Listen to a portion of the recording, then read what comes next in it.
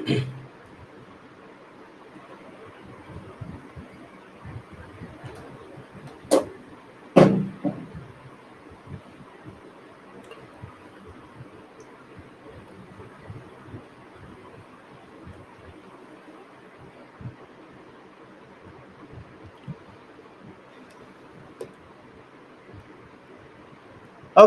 good evening everyone. Welcome to Baiju's Exam Prep IAS. This is Sham Kagud here. Now, before I start the discussion for the day, if there is no issue with the sound, please give me a thumbs up. Let me know that I'm audible to you so that we can start the discussion. Done. Thanks a lot. So, yesterday, what we have done, we started with the concept of industries, correct? We have started with the idea of industries. What we have discussed in the yesterday's discussion or in the yesterday's session, we started with industrial policies, various industrial policies. Industrial policy of 1948, industrial policy of 1956, industries development and regulation act of 1951, then industrial policy of 1991, etc. Okay, so what are the important points? Simple factual information, please do not complicate everything. 1948, government of India proposed a mixed economy. And in order to promote a mixed economy, we divided the industries into four categories. Four categories. One, two, three, and four. In the first one, only government of India will be there. That is, the entity is owned by the government of India. In the second category, private sector. If it is already there, we will allow them to continue to operate. But in the future, if any new unit has to be established, it has to be done by the government only. Then category 3, private sector is present, government is not present in this sector or in this list of industries, right? And government said we will not, right? We will not enter into this sector right now. We will basically regulate. We'll regulate this set of industries. And whatever is not covered in 1, 2, and 3 was basically kept under category 4, right? Then in 1951, Government of India came out with a new act, Industries Development and Regulation Act. In IDRA 1951, Government of India brought certain very important regulations over various industries. For example, registration, licensing requirement, right? Or for that matter, any reform announced by the government has to be implemented by the private sector companies. If they have submitted wrong information to get license, the government can cancel the license, etc. So various regulatory measures were imposed by the government, implemented by the government under the Act of 1951. After that, we implemented industries policy of 1956, very important one. Rather than having four categories in this policy, we divided all the industries into three categories: Schedule A, Schedule B, and Schedule C. In Schedule A, right, most of the industries which were very important for the government were brought under the control of the government, around 17 industries. Only the government, private sector will not be allowed. Schedule B, private sector is present, around 12 industries. Government, if new unit has to be set up, government will set it up. Then Schedule C, whatever is not covered under 1 and 2 will be, that is A and B will be covered under C. Then 1991, LPG reforms, liberalization, privatization, and globalization. Under liberalization, Government of India withdrew the regulations, basically deregulation. Okay, so reduce the regulations, withdrew the various regulations that it had imposed over a period of time. In case of privatization, Government of India started selling these assets which are owned by the government to private sector. What are the reasons? What are the advantages? What are the concerns, etc.? We have discussed that yesterday. I hope you remember that. Then there is globalization. Globalization simply means more and more free flow of, right, goods, services, ideas, technology, labor, capital, etc. That is a concept of globalization. Then we have discussed what are the advantages, disadvantages of globalization. We have also discussed a national infrastructure pipeline, national monetization pipeline, right? Then we have discussed how disinvestment is conducted, what is the latest disinvestment policy of the government of India. Once the disinvestment is conducted, how the funds are utilized by the government, where all the funds can be utilized, right, etc. Then we started discussing the idea of a MSME sector, micro, small, medium enterprises. Micro, small, medium enterprises are basically three classifications which are based on one, investment, second one is turnover. Again, I repeat, one based on investment, the second one is turnover. For example, please tell me, do you remember this particular 1 is to 5 ratio? 1 is to 5 ratio, investment and turnover, right? Up to 1 crore, up to 5 crore, up to 10 crore, up to 50 crore, up to 50 crore, and up to 250 crore, right? Very easy to remember. This is my suggestion. Please try to remember. Do not try to by heart everything, right? It's very difficult to by heart everything that is there in economics. What you can do to make the process easier, right? What you can do, try to make certain tricks like this: 1 is to 5, 1 5, 10 50, 50 and 250, and that is a classification of micro, small, medium enterprises. Now what is the importance of MSME? Importance is simple. More than 6 crore MSMEs are there. More than 11 crore employees are there. In terms of GDP, it contributes around 29%. In terms of right production, more than 30% comes from more than 30% into manufacturing comes from MSME. MSMEs are present in manufacturing. MSMEs are present in services also. They contribute to exports also. So these are some of the very important reasons why MSME sector is so important for Indian economy. Having said so, are there any concerns regarding MSME? Of course, yes. One, pandemic has affected most of Indian economy, including MSME sector. Second, NPAs, non-performing assets in the MSME sector also are rising. That is a cause of concern. There is an extension of credit days or the credit cycle, as a result of which there is more pressure on the finances of MSME sector. And the MSME sector wants to apply for a lot of loans, but because most of them are not registered, they do not have any credit history, they do not have appropriate documentation, etc. They find it very difficult to get access to loans from especially banking sector. Then we have discussed what are the reforms, what kind of reforms have been implemented by the government. The reforms that we have discussed yesterday are one, the Mudra Yojana, Micro Units Development Refinancing Agency, Mudra Yojana, where three types of loans are provided: Shishu, Kishore, and Tarun. Shishu, Kishore, and Tarun. Then after that, we have discussed a 59-minute loan portal, 59-minute loan portal. And after that, we have discussed a CGT MSE, Credit Guaranteed Trust for Micro and Small Enterprises. We have discussed a public procurement policy. And at the last, we just made a discussion regarding TREDS system, Trade Receivable E-Discounting System. Now, what are the other reforms? What are the other important reforms? One is the government of India has reduced the tax rate applicable, corporate tax rate applicable to 25%. Again, please understand, it is actually 22%. Along with cesses and surcharges, it will come somewhere around 25.17%. Now, if the corporate tax rate is reduced from 30% to 25%, is it not beneficial for MSME sector? Of course, yes. The MSMEs will pay lesser amount of taxes to government. It will basically provide more amount availability for investment for the MSME sector. Next one is a PSL, priority sector lending. Please tell me, under priority sector lending, did we discuss 40% of the credit, 40% of the loans which are given by the banking sector should go to weaker sections of the society, right? Should go to MSME sector, should go to agriculture sector, education loan, startups, etc. Right? So under priority sector lending also, MSMEs can get access to loans. And one more very important reform, pre-pack insolvency resolution process. Pre-pack insolvency resolution process. Now, what is this pre-pack insolvency resolution process? Listen to me very carefully. Point number one, please tell me, all of you remember corporate insolvency resolution process?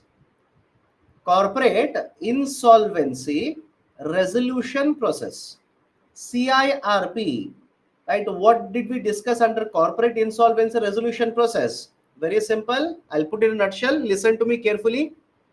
A company will take a loan, let's say from a bank, doesn't repay, the loan becomes an NPA. Now the bank will drag the company to NCLT, National Company Law Tribunal. NCLT will appoint, right, a creditor. I'm sorry, it will appoint an insolvency professional, IP insolvency professional. Now, insolvency professional will put together committee of creditors. Committee of creditors will decide either we will sell the company to a new buyer or we will liquidate the company. We will sell the company to a new buyer or we will liquidate the company. Now, please look at this and tell me, under CIRP, under corporate insolvency resolution process, right, basically, can I say the owner of the company can end up losing ownership? I'll repeat the statement. Look at the process. My question is, under CIRP, corporate insolvency resolution process, can I say the owner might end up losing ownership of the company? All of you okay with this? Now, come to the MSME sector. Micro, small, medium enterprises. Micro, small, medium enterprises. Point number one, in the market, even if a micro company is put on a sale, even if a micro enterprise is put on a sale, the demand for such entities is very less. I'll repeat the statement. Even if these MSMEs are put on sale, the demand for such entities for purchasing purposes is very less. Why? Will other MSME units purchase them? Right? They are also finding very difficult to contain their own production. What about big companies? Do you think Tata company will be interested in purchasing an enterprise where investment is up to 1 crore rupees? Please think of it. Does it make any sense to you? Do you think Reliance company will be interested in purchasing a company where investment is up to 10 crore rupees? They are not interested. Why? If they want to purchase a company, they want to purchase a bigger company. They want to invest thousands of crore rupees. They want to invest 5,000 crore, 6,000 crore, 8,000 crore. And they want to purchase a larger companies if they want to amalgamate or if they want to acquire. So one, all of you are okay with the point when I say, even if MSMEs are put for sales, even if MSMEs are put on sale, demand will be very, very negligible in the market. Now, please apply the logic. If I go through CIRP, if I basically go through CIRP, corporate insolvency resolution process, a micro enterprise, a bank wants to sell it to somebody else in the market. If nobody will come forward to purchase this micro enterprise, what is the option left except liquidating micro? All of you will agree with me? If they will put it on sale, nobody wants to purchase. So if nobody wants to purchase, what is the only option left out under CIRP? They will have to liquidate the micro enterprise. Correct? They will have to close the micro enterprise. That will basically lead to destruction of the assets. Rather than this, what if only for the MSME sector, I repeat, only for MSME sector, here is a bank and here is a micro enterprise. Let's say you are the bank, I'm a owner of a micro enterprise. I've taken the loan, I'm unable to repay the loan, the account has become an NPA. Now, rather than you going to NCLT filing a complaint, then the whole process continuing, what if there is a new process introduced wherein the bank as well as the owner of the micro enterprise, they will come to repayment arrangement. They will arrive at certain repayment arrangement. That is, they will negotiate and come to a certain arrangement where certain flexibility will be provided by the bank for making the loan repayment. Now, this repayment arrangement, whatever agreement we have arrived at, it will be given to NCLT and NCLT will approve this arrangement or this agreement that lender and borrower have arrived at. This process is called as Pre-pack insolvency resolution. Pre-pack insolvency resolution. PIRP. Pre-pack insolvency resolution. All of you okay with PIRP? What is the advantage? Why are we going for a pre-pack here? The reason that we are adopting a pre-pack insolvency resolution is that in a normal CIRP, there might be a demand for a company. Larger companies, if they are dragged to CIRP or under CIRP, there might be a demand for this company. There might be buyers for this company. But for MSMEs, generally, it is very difficult to find buyers. And if there are no buyers for this MSME, then there is no option left out but to liquidate the MSMEs. Right? So rather than liquidating, why not come to an arrangement between the lender, that is a creditor, and a borrower regarding a repayment? Give this proposal to NCLT. NCLT will accept the proposal, and this process is referred to as a pre-pack insolvency resolution process. Right, so this is basically a new type of resolution process which has been introduced by the government only for MSME sector. I repeat, only for MSMEs. It is not available to larger companies. It is available only for MSMEs. Now, although it is available for MSMEs, please understand, very few of these MSMEs actually have gone through the pre-pack insolvency resolution process. I'll tell you the reason. Listen carefully. Very few of these NPAs of MSMEs have gone through pre-pack insolvency resolution process. Why? Imagine you're a bank manager.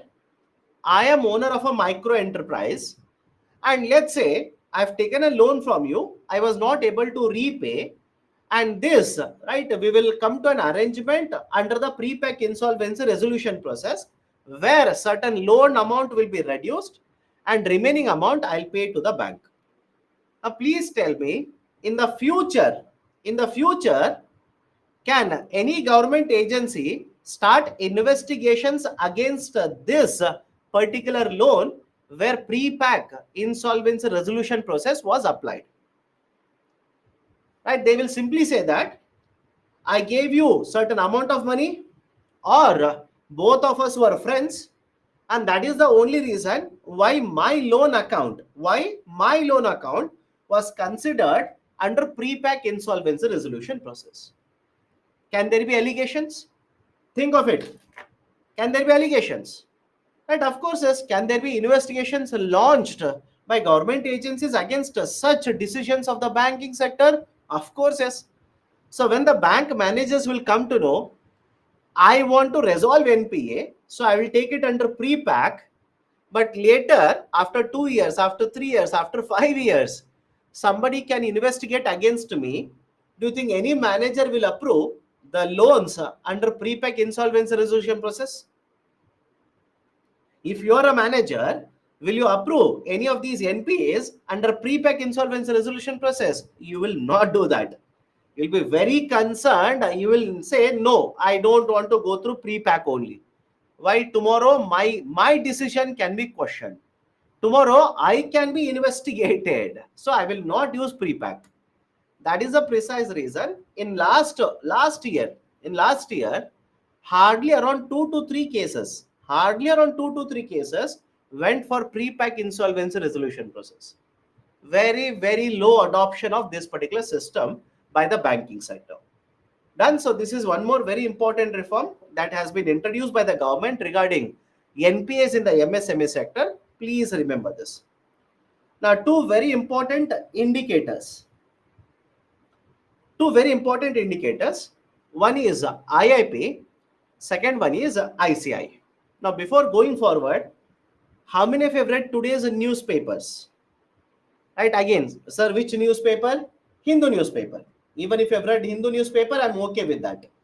How many of you have read today's Hindu newspaper? And please tell me, in Hindu newspaper, in today's Hindu newspaper only, or Business Standard newspaper, right, any other newspaper, was there an article regarding IIP? Was there an article regarding ICI? Right? Let me know. Was there an article regarding ICI, core sector output? Core sector output.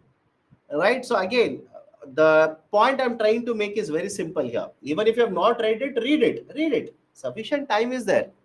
Right? Read it after the class is over. There was an article regarding core sector output in today's newspaper itself. Now, what is the importance of all of this? There are two indicators. Please remember, there are two indicators. What are the two indicators? One is called as, right, IIP. IIP stands for Index of Industrial Production. IIP stands for Index of Industrial Production. And second is referred to as Index of 8 Core Industries. ICI. Index of 8 core industries. Now, many of you ask me, sir, what is this? Index of 8 core industries as well as index of industrial production. Let's go point by point. Let's start with the first one, index of industrial production. Now, I'll ask you a very simple question. Please think of it and answer to me. When you measure GDP, when you calculate GDP of India, please tell me, will GDP give you information regarding value addition done to the economy or volume addition done to the economy? Let me see your answers. I'll repeat it again. When you talk about GDP, okay, what does it tell you? Does it tell you about value addition done to the economy or volume addition done to the economy? My dear, some of you are very much confused regarding GDP. GDP talks about value addition. Please remember, we have discussed all of this. GDP talks about value addition. It talks about value addition done to the economy, not volume. For example, if I say GDP has increased from 100 rupees to 110 rupees, is it telling you by how much percentage production has increased? Let me know. Is it telling you by how much percentage production has increased? No. It is telling you by how much percentage of value, market price of the goods and services has increased. So all of you okay with this? GDP data will not tell you volume addition. It will tell you about value addition done in the economy. In fact, even if you have not known this answer, did we calculate gross value addition using which we calculated GDP? At least basic formula. Did you not calculate value addition, GVA, to calculate GDP? So GDP talks about value addition. But please understand, there is one more indicator. Index of industrial production. Index of industrial production will provide you information regarding volume changes, production volume changes in the economy. Production volume changes in the economy, that is by how much percentage volume has changed compared to one reference time period. For example, if you have read the newspaper, they will say September output, core output. I'm not talking about IIP.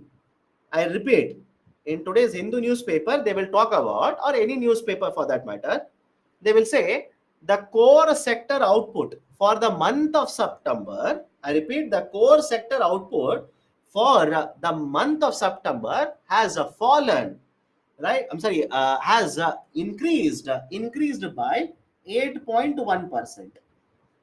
Correct? The core sector output, right, has increased by 8.1%. That was the headline, by the way, in the business page. What do you understand by that?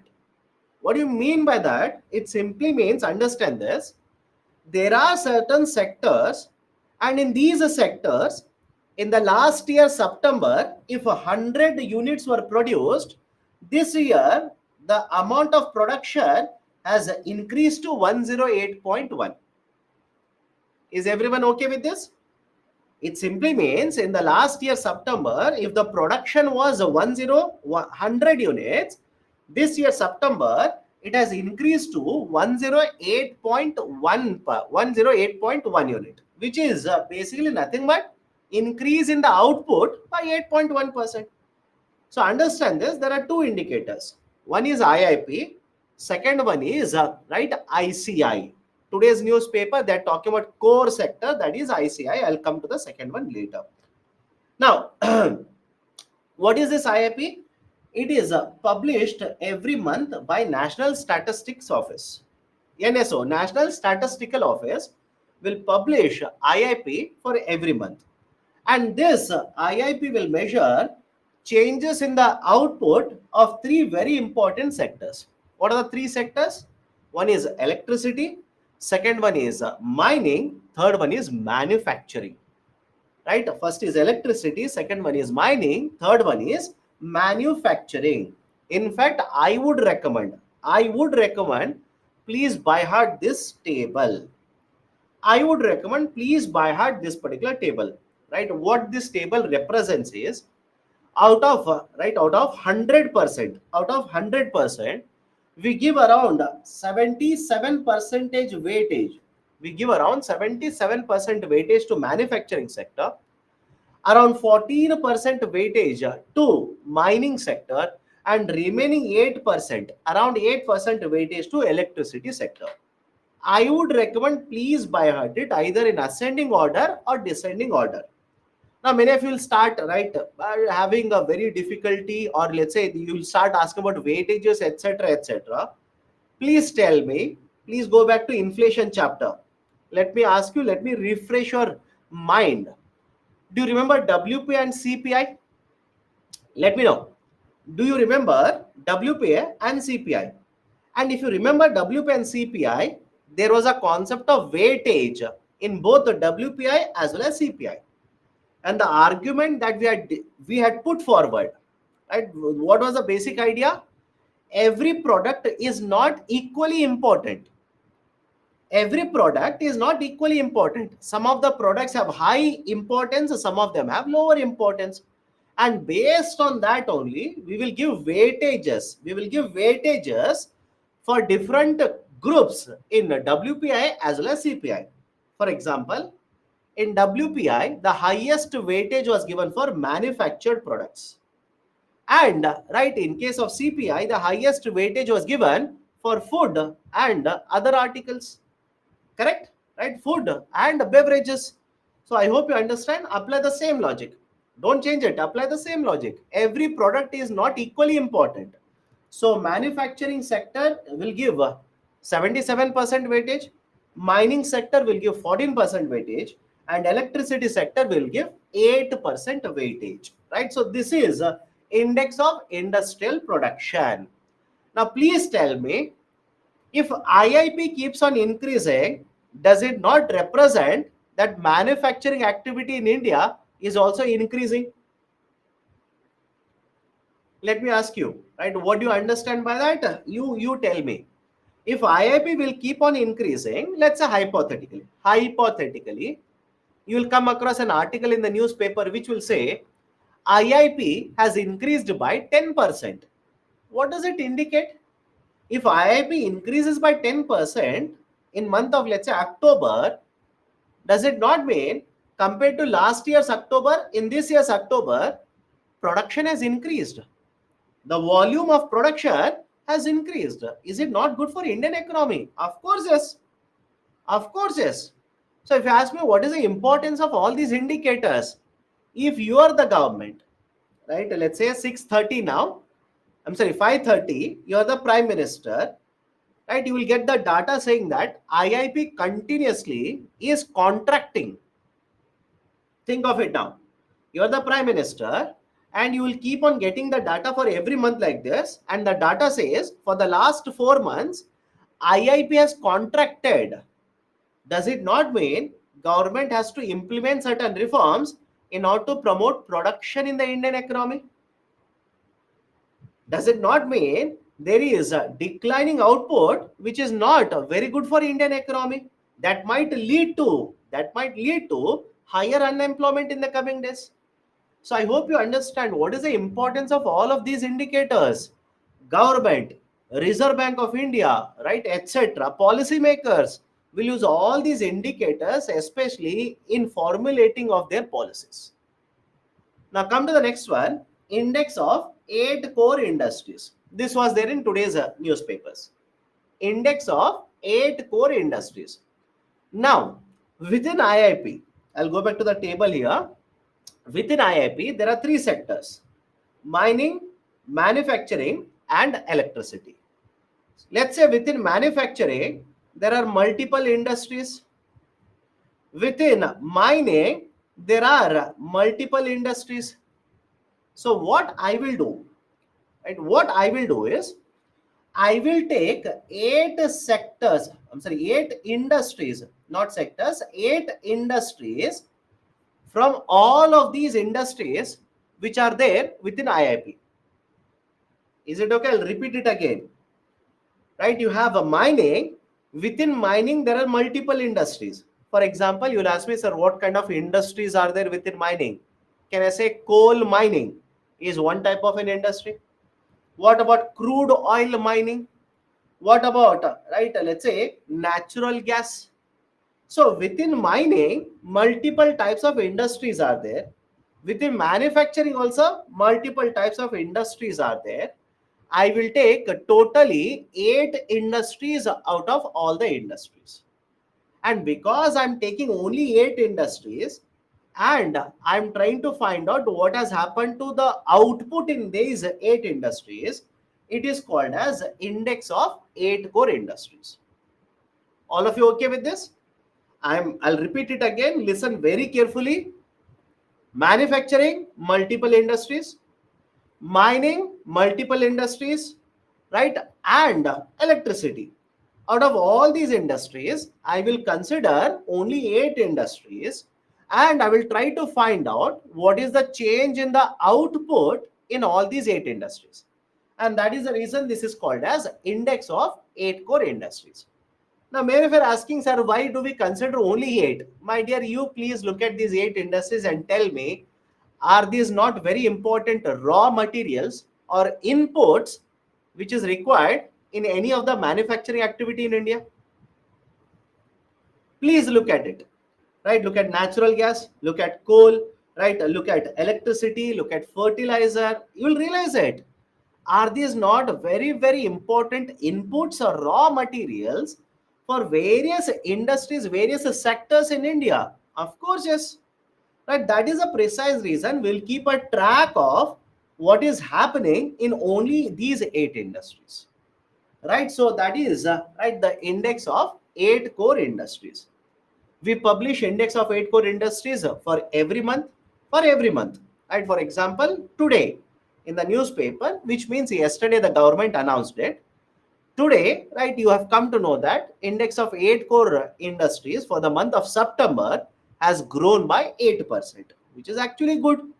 Which is actually good. We want the growth to take place. It's a very important industries for me. For economy, these are required to perform well. So there is a expansion, there is a growth in these industries, which is considered to be good, right? So it has industries taken from IIP, right? It has a total weight of 40.27%.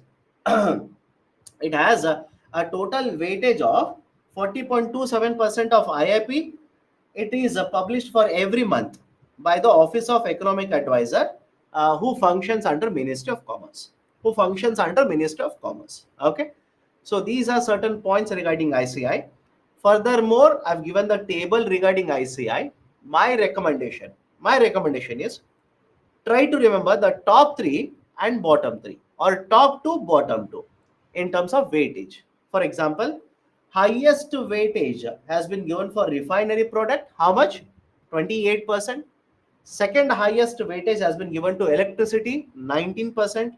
Lowest weightage has been given to, right, the fertilizer, 2.6%. Second lowest is cement, 5.37%. I would recommend, this is my advice to you, whether you want to follow, don't follow, entirely left to you. This is my advice to you. Try to remember the top 2 and bottom 2, if not top 3 and bottom 3. Right? UPSC has the tendency of asking the question on this. Please be very, very careful. Done? Okay. right? So one is IIP, second one is right. The second one is index of 8 core industries. Can we go forward now? Can we go forward? Done. Can we go forward? Any issues? Why services are not included in ICI? My dear, services, are they raw materials? Let me know. Are they raw materials? Right? How can you measure in production services? You tell me. Huh? Anything else? IIP, what does it stand for? IIP stands for Index of Industrial Production. If you do not have the time to look at the first point in the slide which I've underlined, my dear, please focus. Please focus. Okay. IIP will measure at three very important industries. In ICI, will measure 8 core industries. Now, some of you are unnecessarily worried about calculation. Why? You tell me. Do you think UPSC will ask you, show me how it is 8.1%? Let me know. I can take time. I can take a half an hour. I can explain to you, right, how base year is used, how right IIP is calculated, how ICA is calculated. I can do that, and because I basically know that. But for you, it's not required. It's not at all required, right? Simply do not waste your time for all of this. Okay. Now, services sector. Now, many of you will ask me, sir, what do you mean by services? Let me start with a very simple example. Let me start with a very simple example. Services, they will say, are intangibles. Services, they will say, are intangibles. Right now, what do you mean by intangible? Intangible means anything that you cannot see, you cannot touch, you cannot feel. That is called as an intangible. For example, please tell me, can everybody see the laptop that is there right in front of you? Correct? Can everybody see the fan or the AC that is operating right in front of you? The mobile phone, right, using which you are sending a WhatsApp message right now? Or the TV in the other room or exactly in front of you where you're watching the World Cup match, New Zealand versus South Africa match? So I hope you understand there are goods. There are goods which you can touch, which you can see. These are called as goods. Tangibility. You can define them in terms of height. You can define them in terms of length, width, weight, etc. But on the other side, please tell me, Ola cab services. Ola cab services, or right, let's say Dunzo delivery services. Can you define them in terms of weightage? Again, don't say, sir, I bought 1 kg of rice, so 1 kg rice I can weigh. No. Whenever you cannot define, whenever you cannot distinguish between what is good and what is a service, it is also taken as a service only. For example, you have gone to a restaurant. You have gone to a restaurant and you will have food. I hope you understand it is a combination of both a good and a service. You will have, let's say, jeera rice, you will have roti curry, or you will have parathas, parota, whatever it is. That is visible. You can touch, you can feel. What about, right, the other services which are involved? For example, labor services. Right? Can you define them in terms of weight? Can you define them in terms of length? Absolutely no. So I hope you understand. Generally, we say services are intangible in nature. Intangible means invisible. You cannot touch them. You cannot feel them. Right? You cannot define them in terms of length, width, height, etc. That is a concept of the term services. In fact, management people will be very happy, right? 4 P's, 7 P's, etc., etc. Don't worry, other people, don't worry. Services are intangible in nature. Now, in case of India, what are the different type of services? I've given you examples. You can go through this. Do not by heart it. Please do not waste your time. These are the different types of services. For example, banking services, telecommunications, broadcasting, transportation, warehousing, right? Restaurants, right? The information technology, etc. All these are called as services only. These are some of the types or examples of services. Now, why services sector is so important for us? Why is it so important for Indian economy? Point number one, services sector accounts for huge number of exports. I'll repeat the statement. Services sector accounts for huge amount of exports from India. That is, if you look at the exports that we do, a lot of these exports are basically nothing but services only, right? So one, it generates revenues for Indian economy because we are able to export. Point number two, if you are able to export, can I say it will also bring in forex reserves into India? Let me know. If you are able to export more and more, does it not bring forex reserves? That is it. Does it not bring dollars into India? That is also important for us. That is also required for us. Third one, it accounts for huge employment opportunities as well. It accounts for huge employment opportunities as well. Of course, yes. It contributes to GDP. Yes. These are some of the reasons. These are some of the reasons. And in fact, yesterday I've told you, I'll repeat the point here again. Services sector is one area where huge amount of foreign investment comes into India. For example, software services, that is IT, information technology, banking services, civil aviation, broadcasting, telecommunications, right? In lot of these service areas, we have been able to attract huge amount of foreign investment, FDI, right? So that is the reason why service sector is so important for Indian economy. Done. Now, what are the reasons why service sector has grown so fast, so rapidly in India, especially post 1991? I repeat, especially post 1991, the service sector has grown at a very faster pace in the Indian economy. Now, question is why?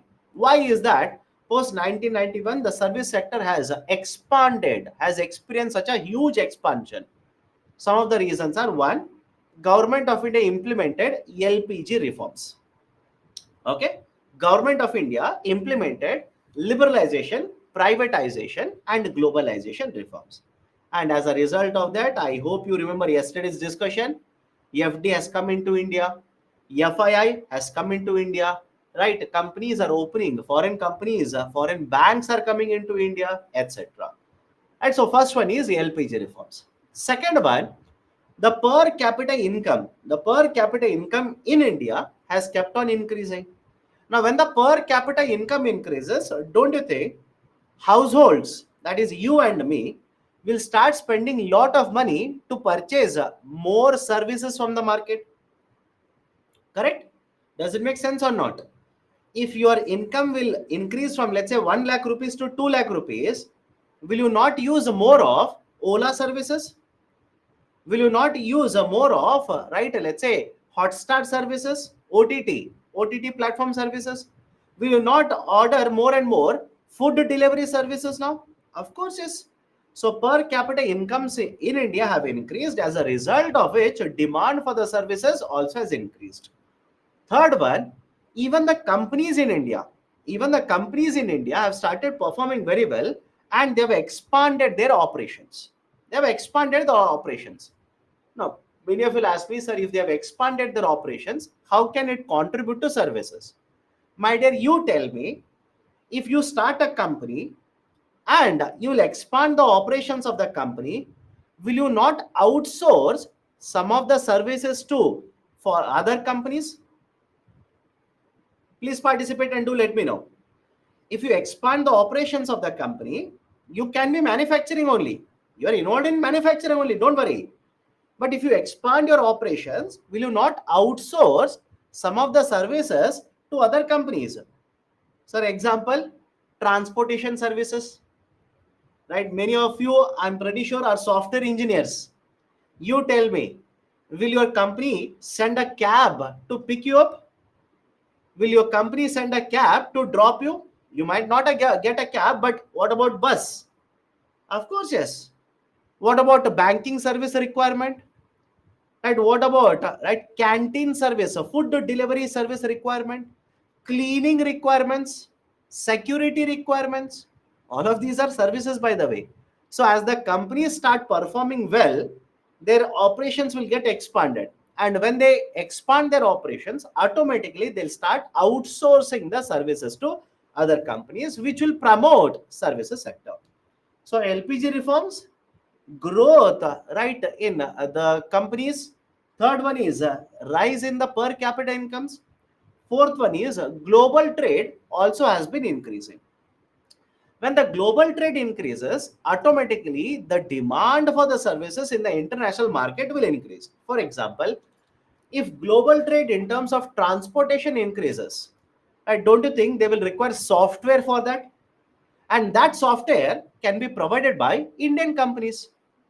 Hospital services in the global market, healthcare services, hospitality services, civil aviation market. If all these expand, they will try to get certain back-end support, they will try to get software support, etc.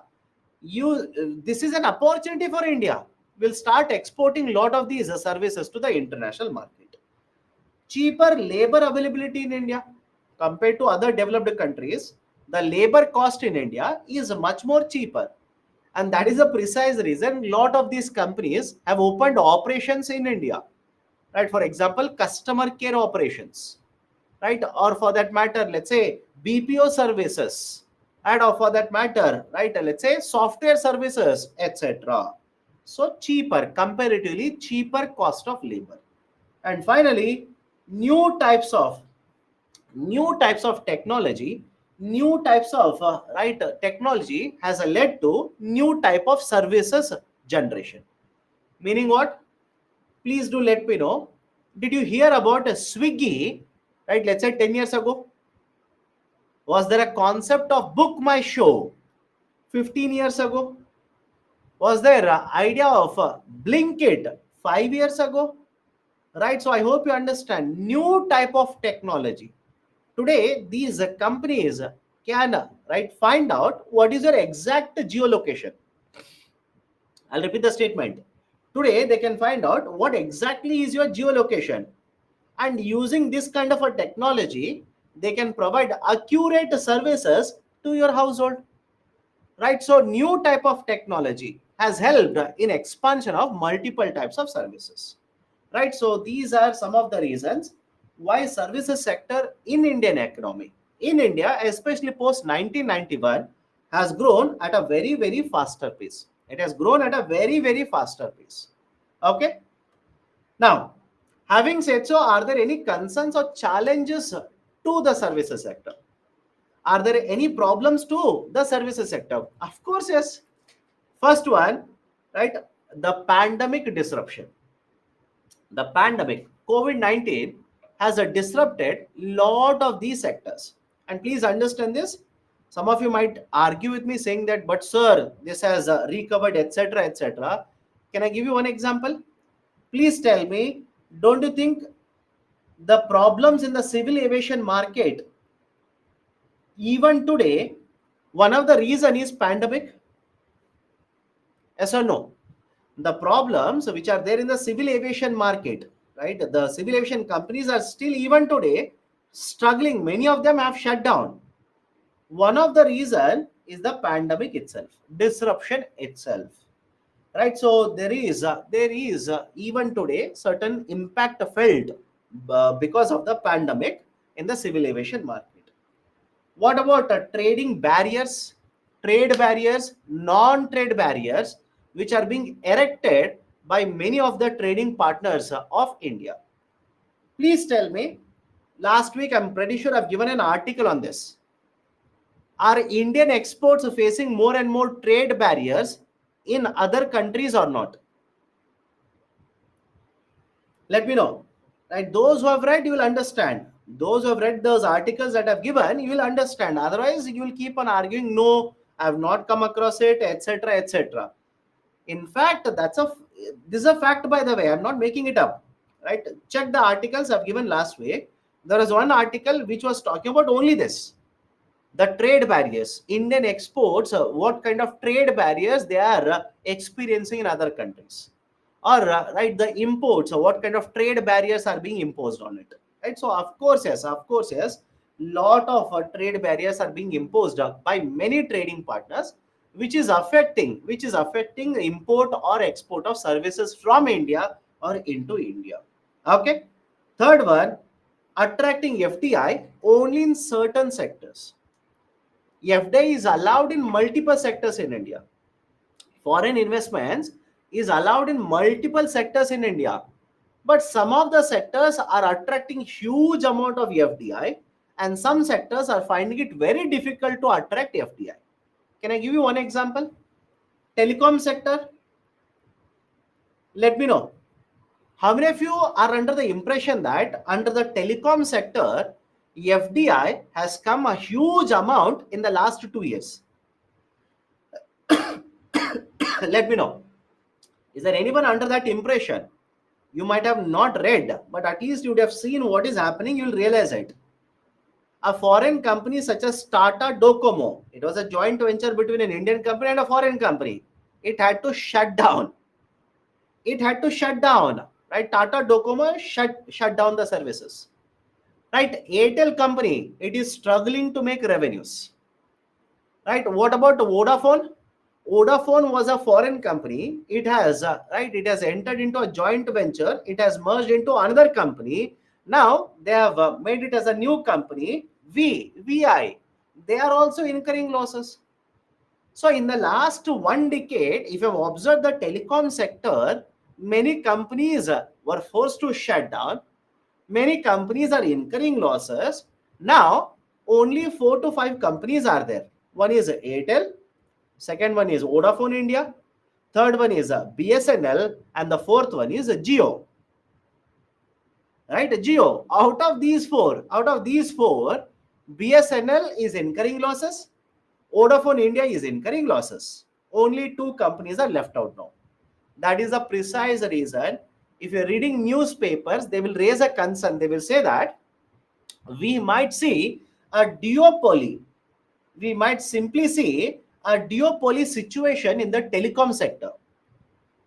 All of you are able to understand this? We might see a duopoly situation in the telecom sector. Duopoly means only 2 companies. Would you prefer having 2 companies or having 5, 6 companies to provide services? You think of it. Please think of it. Would you prefer only 2 companies providing services or having 5, 6, 7, 8 companies providing services? More companies should be there. Don't say, sir, only 2 companies good for me. No, right? More companies should be there. Why? Competition, right? Competition is there in the market. If only 2 companies are there, right? Only a matter of time when it will become a monopoly. I hope you understand. If only 2 companies are there, just a matter of time when it will become monopoly. You do not have any option then. You absolutely have no option. Only one service provider, 2 service provider, you don't have any options. Is it okay? Right. So attracting FDI only in certain sectors, but we need to ensure FDI will come into multiple sectors. In fact, around 15% of FDI annually that we have attracted in the last 15 years has gone into information technology. It has gone into information technology. We allow FDI in lot of sectors. We need to attract FDI in multiple sectors now. High contribution in GDP, but accounts for lower employment. In terms of GDP contribution, services sector is more than 50%. I'll repeat it. In case of contribution to GDP, service sector accounts for more than 50% contribution. But in terms of employment, it is somewhere around 1/4.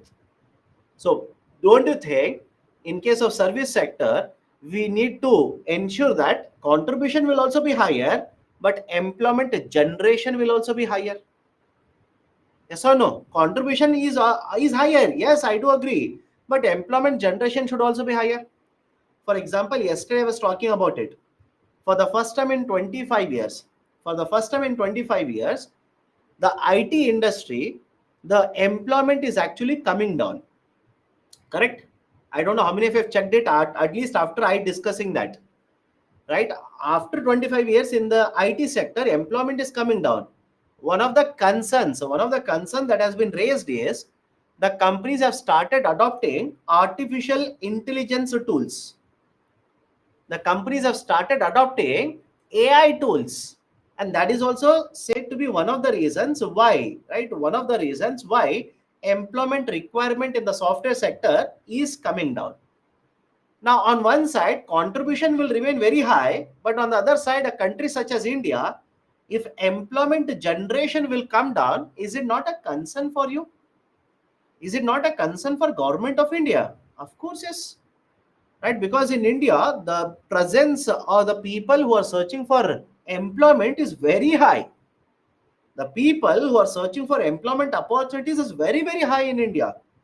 Annually it is said around 10 million people join the population which is searching for the jobs. I'll repeat the statement. Annually, on an average, around 10 million people join the population which is actually searching for the jobs. So whether you like it or don't like it, people will get added to the population who are searching for the jobs. Now it is the duty to ensure that jobs are available sufficiently in the market. Right? So contribution is very high, but accounts for very low employment. We need to take care of that as well. And finally, sector specific concerns, sector specific issues. For example, civil aviation. Many companies are incurring losses. Telecom sector, many companies are incurring losses. Textiles, right? The slowdown in the textiles as well as the diamond sector also means service sectors which are associated with them will also experience a slowdown. Right, so there are various right issues or concerns regarding the growth of service sector in India. Can we go forward now? What kind of reforms have been implemented? One is a startup India. I'll discuss it now. Just have patience. Second one is a SCIS. Please do let me know. Did we discuss SCIS? I'll tell you where. I'll tell you where. International trade. International trade. Service exports from India scheme. Right. Third one is FDI. Today we will discuss FDI. Have patience.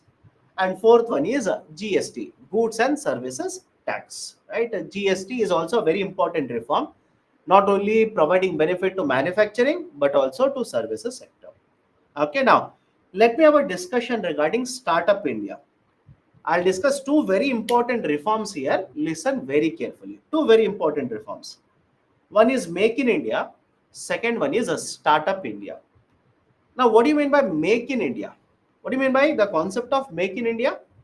Make in India simply means we want to promote production in the domestic market either through foreign investments or domestic investments. Very simple.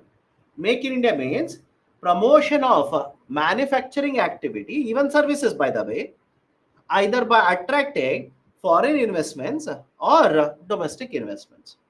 Under Make in India, we are covering 27 areas, 27 sectors. Please have a look at it. In manufacturing sector, these are the various areas covered under Make in India. And in services sector, these are the various areas covered in Make in India. If you ask me, sir, should we remember all the 27? Very difficult to remember. I'm not questioning your capability. I'm not challenging you. Do not take it as a challenge.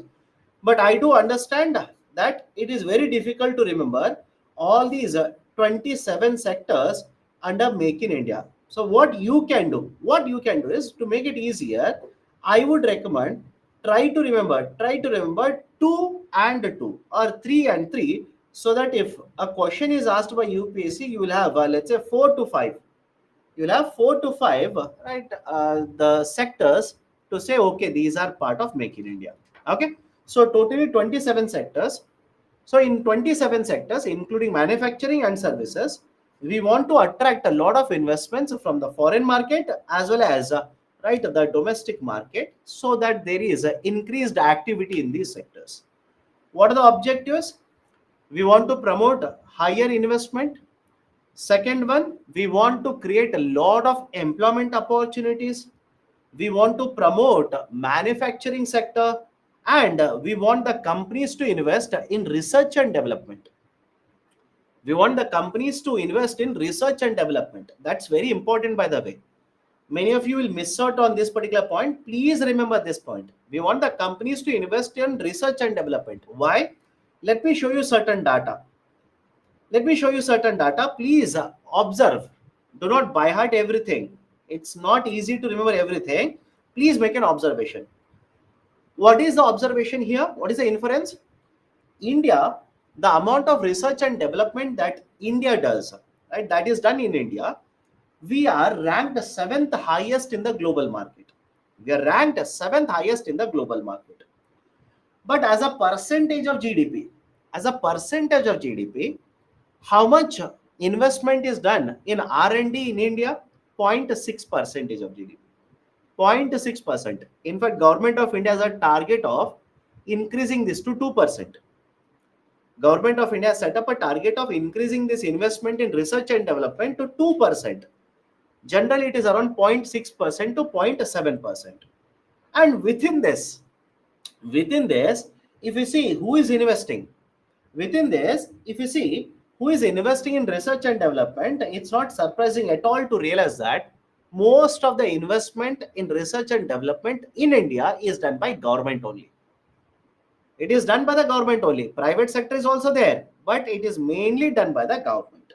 Most of the investment is done by the government owned entities or authorities. Private sector contribution is generally around 40%. Around, right? In 1 year, it could be more than 40. In another year, it could be less than 40 also. It is around 40%, which means all of you will agree, rather than being dependent only on the government agencies to invest in research and development, there is a need in India that private sector companies will invest more and more in research and development. They will create more of patents. They will create a new type of technology. They will create, right, a new industrial designs, etc. And what is the importance of all of this? What is the importance of all of this? If you can create new technology in India, if you can create a patented idea in India, over a period of time, can I say import dependence on this technology will come down. Anybody has a problem with this? The import dependence will automatically come down because you are investing in R&D, you are creating, right, IPRs in India. You are ensuring that latest technology is available in India itself. What is the need for importing it? I hope you understand this, right? Can I give you one example? Let me know. Let me know if anybody will disagree with me. I'm pretty sure all of you at one or the other point of time have been to hospitals, correct? One or the other point of time, you have been to hospitals. Have you seen the X-ray machines or scanning machines used in hospitals? Tell me, do you think these X-ray machines or scanning machines, these are indigenously produced? Right? Do you think these are manufactured by Indian companies? No, you will realize that most of these machines are imported from rest of the world. Most of these are imported from rest of the world.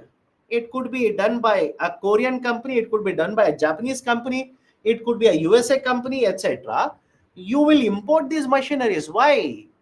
They have the patents, they have the copyright, they have the industrial designs. So we are dependent on the imports. Now, if you can promote investment in R&D, don't you think over a period of time, our import dependence will come down? Of course, yes, it should come down over a period of time. So that is the reason under Startup India as well as Make in India, we want companies to focus on intellectual properties. We want them to invest in research and development. So what are the targets? We want to ensure that industries will grow at an annual rate of 12 to 14%. We want 100 million jobs to be generated under Make in India. In fact, initially the target was 2022. Now it has been postponed to 25 and 26. Okay. Increase the contribution of manufacturing sector from somewhere around 17% to 25%. Somewhere around 17% to 25%. Right. So these are the targets under Make in India. Now, to achieve Make in India, what kind of policies or reforms implemented by the government? First one, we are allowing foreign direct investment in multiple sectors now. We are allowing FDI in multiple sectors. We have implemented various reforms to promote ease of doing business. Can I give you a current affairs example? Let me know whether this makes sense or not. NSWS, National Single Windows System. Tell me, National Single Window System. Can I say that will promote ease of doing business?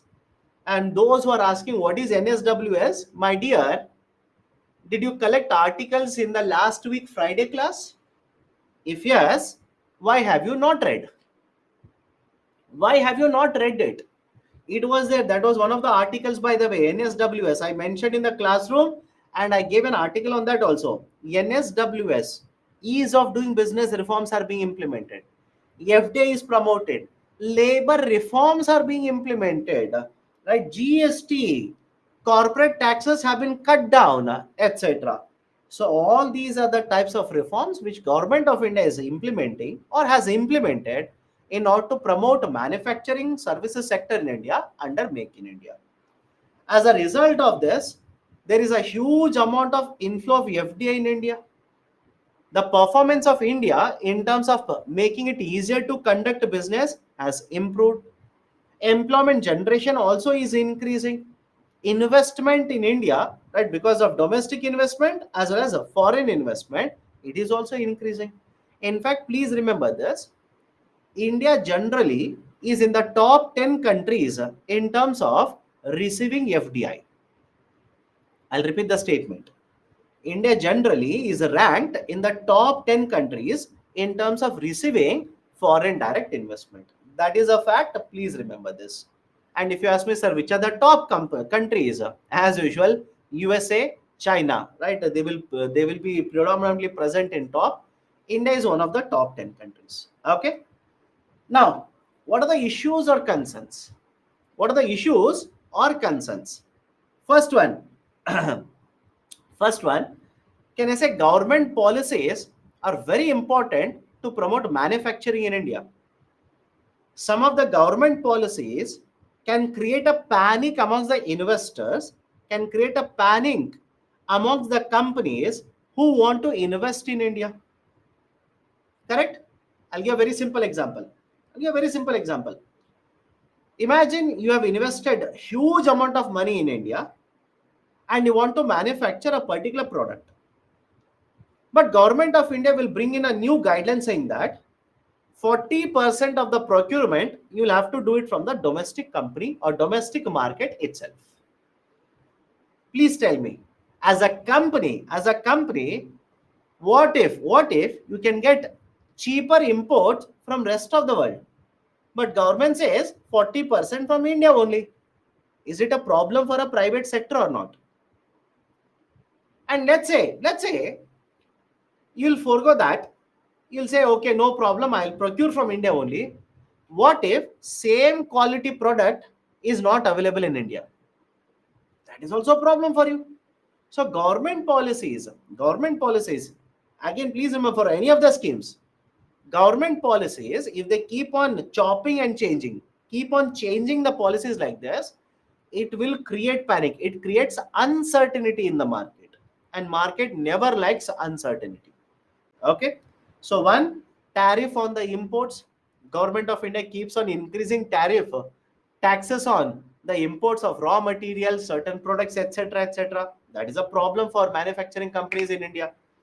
Unemployment rate has remained higher, right? It has remained elevated at a higher level in India. So that is also a concern. Industrial growth rate is not uniform, it is volatile. In some of the months, industry will grow at a very good pace. In some of the months, industries will grow at a very low pace, or even they will experience contraction. So industrial growth rate has not been uniform. We wanted 12 to 15%. We are not able to achieve that. Too many sectors have been covered under this. The argument is, if rather than covering 27 sectors, if the coverage was much more narrower, more pointed policy, right? More, or let's say more effective policy could be implemented. Because you are covering too many sectors, right? You'll have to end up making certain exemptions to certain sectors. certain changes in the policies, right, protecting certain sectors, etc. And finally, lot of external factors. There are a lot of these external factors which are having an impact on the success of Make in India. For example, if you ask me, sir, what kind of factors are you talking about? Russia-Ukraine war. Please tell me, will Russia-Ukraine war or right Israel-Hamas, that conflict, will it not affect many of these types of services? Or what about India and Qatar? Let me know. What about India and Qatar? What about India and Canada? These kind of external frictions, will it not affect many of these sectors which are covered under Make in India? Of course, yes. Of course, yes. It will have a huge impact, by the way. Okay, done. One more very important reform, Startup India. One more very important reform, Startup India. Now, what is this Startup India? Let me start with the definition of a startup. Whenever you say a startup, again, government of India, okay, when you talk about government of India, whenever they use the term startup, they will define a startup using three very important features. First one is, the startup is a company which is registered. It is a company which is registered. Registered under what? Registered under Companies Act of 2013, registered under Limited Liability Partnership Act of 2008, or registered under Partnership Act of 1932. So point number one, it should be registered. Registered under the Companies Act, Limited Liability Partnership Act, or Partnership Act. Point number two, for the age of the company. All of you understand the term age? Let me know. The age of the company should not be more than 10 years. Age of the company means when was the company incorporated. Incorporated means which was the date, on which date company was actually set up. Incorporation means there is an agreement, right? There is basically an agreement which is right drawn on which date the company has been set up. That is called as date of incorporation. So from the date of incorporation, the age of the company should not be more than 10 years. So not more than 10 years, right? Should be registered. And third, in every year, from the beginning, the company should not have generated more than 100 crore rupee revenue. In all these years, let's say the company is 5 years old, 7 years old, or let's say 9 years old. In all these 9 years, 5 years, or 7 years, in every year, the revenue of the company should not have crossed more than 100 crores. Right? If you can satisfy all the three conditions, then you're classified as a startup by the government. Then you're classified as a startup by the government. Okay, that is the definition of a startup. And this is important. Why? If government of India wants to provide you certain assistance, it will use this definition for a startup. I hope you understand this. If government of India wants to provide certain assistance to you, right, you cannot be any company. You cannot call yourself as a startup and government will give you assistance. No, you will have to meet all the three criterias under the definition of a startup. Now, why should we promote startups? Why should we encourage startups? Point number one, all of you will agree, startups, especially today, will try to use latest technology. Correct? The startups which are there today in India are using very new type of technology. They will not start doing business in traditional areas. They will try to adopt new type of technology and provide better services and new types of services. Second one, startups will also generate huge amount of employment. Startups will attract huge amount of investment. Startups will invest in lot of research and development, create patents, create a new type of technology, right? So these are some of the reasons. These are some of the reasons why we should promote, why we should encourage startups, right? Now, what kind of provisions have been implemented by the government under Startup India? Startup India is a program, it's an initiative. What kind of initiatives have been implemented by the government or provisions under Startup India? Point number one, the government of India has allowed, right, the startups income tax exemption. That is, the government of India says for 3 consecutive years, you can claim 100% income tax exemption. I repeat, for 3 consecutive years, you can claim 100% income tax exemption. What do you mean by this?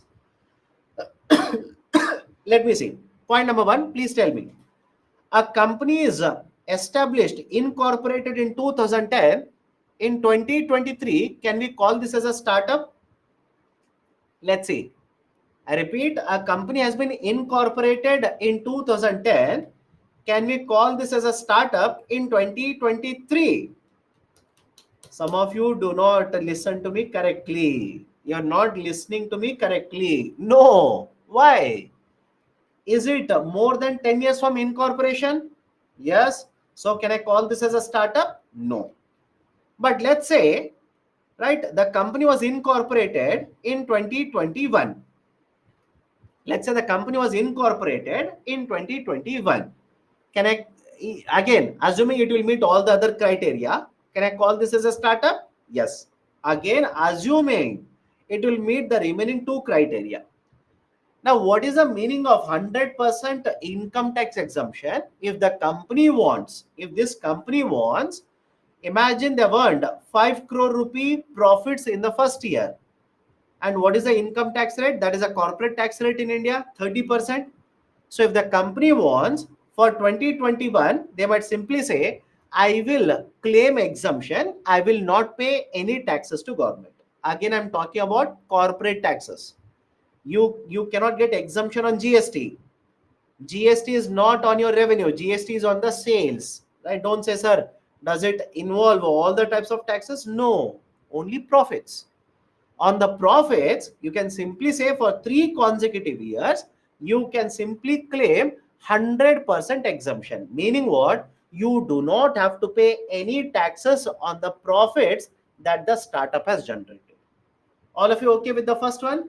Second one, intellectual property. IP means intellectual property. Intellectual property applications will be speeded up now. Intellectual property applications will be speeded up. That is, please understand this. You will apply for a patent. Immediately, they will not give you patent. All of you okay with this? I'll repeat it again. Imagine you have created a new type of technology. You will apply for a patent. They will not immediately give you the patent. No. Why? There is a complete process. They have to check whether you have copied from anybody else. They will have to check whether you have modified earlier patent you already have. They will have to check, right? So many things. So there is a process which is followed. And the time that is consumed, right? It's a problem for a company. Longer the time taken to give you patent, right? You cannot use that patent. You cannot stop anybody else from using this kind of a technology. So what government of India says is the process which is followed, I repeat, the process which is followed for granting the patents, granting intellectual property rights to the applicants, the process will be speeded up. The process will be speeded up, right? The whole process will be reduced. The time consumption will be reduced so that you will get the patents, copyrights, etc. much faster. That is a second very important point. Second very important point. And because I'm talking about intellectual property right, copyright, patent, etc., etc., I believe day for yesterday, all of you know that Adidas is the official sponsor of Indian jersey. Yes or no? Those who are following Indian cricket team now World Cup, Adidas is the official sponsor, right? It has the copyright. It has basically the copyright over the Indian jersey production and selling now. How many of you have come across this? Adidas is forming squads. They are forming squads. They are forming checking teams, etc., which are cracking down on the fake T-shirts of Indian teams. right? They are basically cracking down on fake t-shirts of Indian cricket team. It was there, by the way, I believe day for yesterday, Economic Times. Day for yesterday in Economic Times, it was there. And again, why? What is the reason? Adidas has the copyright, right? They have the copyright. Only they are allowed to produce this and sell it in the market. And because such is the cricket fever in India, right? Such is the cricket fever, right? The counterfeits are being sold at a very faster pace. That is the reason Adidas says they have introduced a new product, right? Lower quality, comparatively lower quality, but very cheaper price. 999 rupee cricket jersey. Check it, by the way. They are selling just to basically ensure that, right, customers, rather than purchasing a counterfeit, they will purchase the original from Adidas. They are selling these cricket jerseys, Indian cricket jerseys, at 999 rupees. Right, again, it was there day for yesterday in Economic Times. If you want to check it, go to, right, Google, you will get an article on it. Let me go to the next one. Self certification. Self certification, what do you mean by self certification? Government government says government says whenever you set up any factory or any manufacturing unit, any service sector company, right, the government will send people for inspection. Government, right, will send people for inspection of these factories. But the concern is that if I send inspection team, there can be harassment of the startups, right? These government bureaucrats or government officials can harass, right, the founders of the company. They can harass the workforce in a startup. So what can we do? How can we protect these startups from getting harassed from the government officials? Government says you can go for self certification, right? Self certification, what do you mean by self certification? Government will inspect and find that you're following all the laws, you're following all the guidelines of the government. Instead of that instead of that, what if you only self declare, give a declaration to government saying that you're following all the guidelines of government of India? All of you okay with this? I'll repeat it. What is this concept of self certification? Rather than government sending inspection team to your, right, let's say factory or your manufacturing facility, etc., you will only give a declaration to government. You will give self declaration to the government saying that I am following all the guidelines, etc. Can I give you a very simple example of self declaration, self certification? Whenever you download any app, whenever you download any app, will the app ask you, or you're applying for anything, any, right, let's say card or etc., etc., will there not be a last point? There will be a point saying that I've read all the terms and conditions, etc., and right, I am giving you a permission like this. Yes or no? Again, UPSC will not ask you all of it, but I hope you understand what you mean by self certification. It's a declaration. You're giving a declaration to government saying that you're following all the guidelines. Okay. Next, faster exit policy. 90 days exit policy has been announced by the government for startups. Corporate insolvency resolution process. What is the time period? Under CIRP, what is the time period? 330 days. Under PIRP, what is the time period? I have not told it earlier. Please remember this. Under PIRP, it is 120 days. But for a startup, exit policy of 90 days has been announced by the government. 90 days. And finally, in the context of public procurement, right, whenever the government will go for public procurement, government might relax certain provisions so that even the startups will be covered, right, under the public procurement policy. Okay, so these are certain important provisions related to Startup India. What has been the achievement? India has attracted huge amount of investments. India has attracted huge amount of investments within the startups. Point number two, the number of startups which are there in India, right, that is startup ecosystem, it is one of the largest in the global market. The startup ecosystem is one of the largest in the global market. Third, in the recent times, more and more startups have started investing in research and development. The filing of the patents has actually increased. Filing has increased. Right. So these are some of the achievements of Startup India. Having said so, are there any concerns or issues regarding the startups in India? Point number one, startups are finding it very difficult to raise funds now. Right? If you're reading newspapers, this is a very common theme now. Very, very common. The startups in India are finding it very difficult to raise a capital, to raise a funds from the market. Very difficult to raise funds now. Why? Because of recession, because of the pandemic, etc., etc. Nobody wants to invest in startups, or the people who are interested in investing startups, the numbers has actually come down. Second one, very few of the startups are getting benefit in India, right? Because understand the logic behind it. Government of India says 3 months you can claim 100% tax exemption.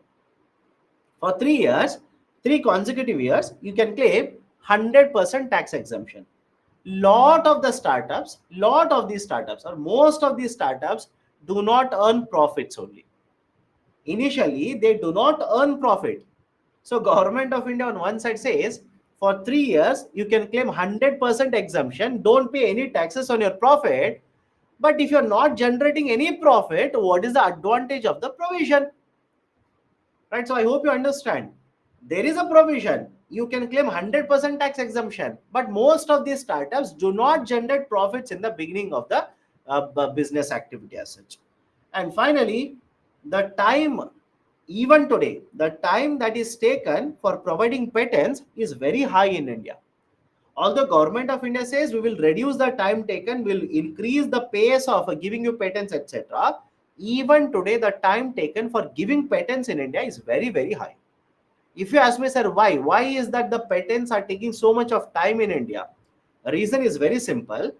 Imagine all of you will go file patents, but if there are only two people to check whether this patent is genuine, or right, it is basically a copy of another version, don't you think the time that is taken for checking this will be very, very long? Let me know. Don't you think the time they will take for accepting your application, approving your application, then going at the next level, there also there is a very shortage of manpower, etc. The whole process doesn't matter government says, but the whole process will be very, very lengthy process. It will take lot of time even today to get a patent in India. Done. So these are some of the issues. One point that I've left out here is the fund of funds. Right, one point that I've left out here is basically fund of funds. Now, do not complicate it. Let me ask you a very simple question. Let's start.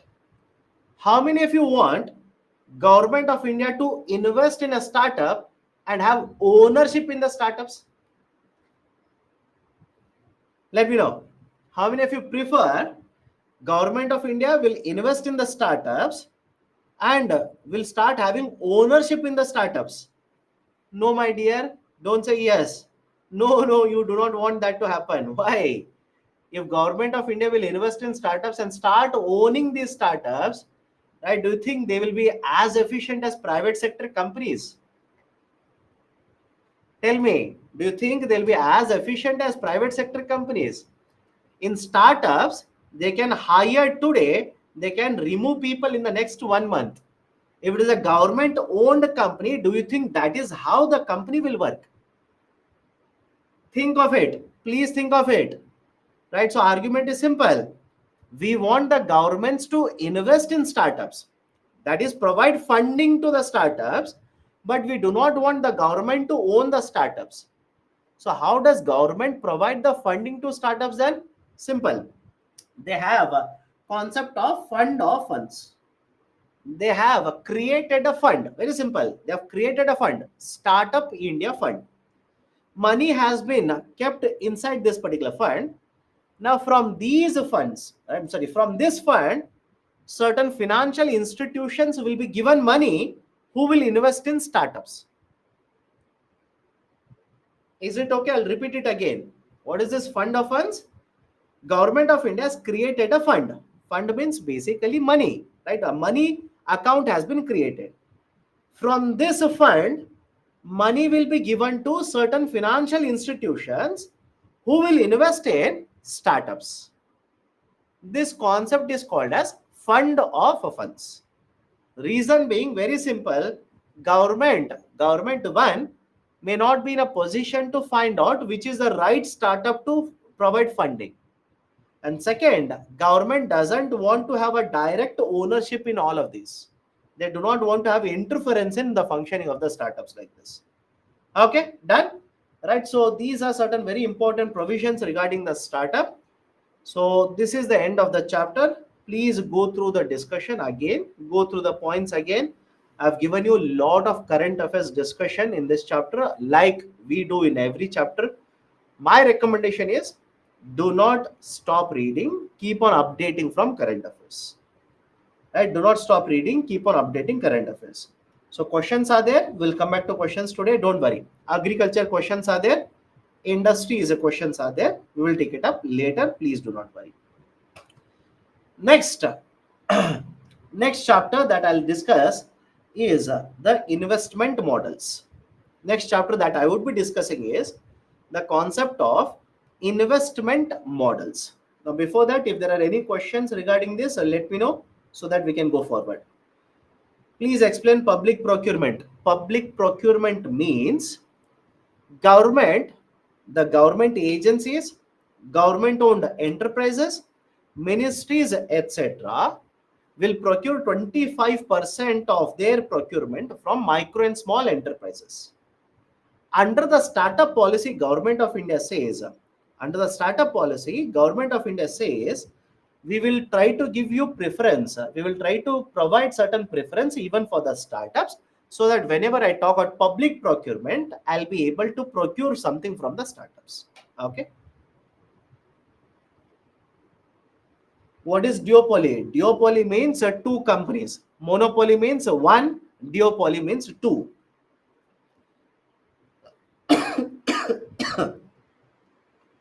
Then who will give funds under this provision? Government will provide the funding. I hope you understand. Government has created a fund, but government is not directly investing in the startups. These funds are accessible to certain types of institutions in the market. Certain institutions are there. For example, right, there is a type of institution by the name of alternative investment funds, AIF, alternative investment funds, right? So AIFs are given access to these kind of funds, which they will get to invest in startups. That is the reason this is called as a fund of fund. Okay. Okay, let me go forward now. Investment model. Investment model. Now, what will be discussing under investment model? Let's start. FDI, FPI, SEZ, NIMZ, and PPP. Right? All these are important. All these are important. But again, looking at the current situation, SEZ policy is very old, very old. Right? Earlier questions have been asked. NIMZ policy, right, has not been implemented. Implemented in the sense, NIMZ policy has been announced, but there is no NIMZ which is actually operating in India. Okay, there are no NIMZs which are operating in India. At almost basic useless policy now. Announced, but no NIMZs are there. Okay, now let me start with FDI and FPI. Let me start with FDI and FPI. Follow this very carefully. FDI simply means foreign direct investment. Before you start asking for the long form, it is there here. Please have a look at it. FDI stands for foreign direct investment, and FPI stands for foreign portfolio investment. Now, many of you ask me, sir, what is the basic idea? What is the difference? Both of them are investing in India. But please follow this explanation. Let me give a very simple example. A foreign company will come into India and set up a manufacturing unit. A foreign company will come into India, invest and set up a manufacturing facility. Example 1. Example 2, a foreign institution, foreign investor, etc. They will bring money in India, invest and purchase, let's say, shares or let's say bonds. So now can I say, in the example 1, the foreign investment is in physical assets, and example 2, the foreign investment is in financial assets. Let me know, both are foreign investments only. Both are coming from outside India. But can I say, in the example 1, the foreign investment has entered into physical assets. Whereas in the second example, the foreign investment has entered into financial assets. All of you okay with this? All of you okay? Anybody has a problem? So whenever the investment will go into physical assets, for example, manufacturing facility, purchasing aeroplanes, setting up a call center, setting up a research and development center, setting up a logistics company, etc., right? That is called as a foreign direct investment. That is, in simple terms, referred as a foreign direct investment.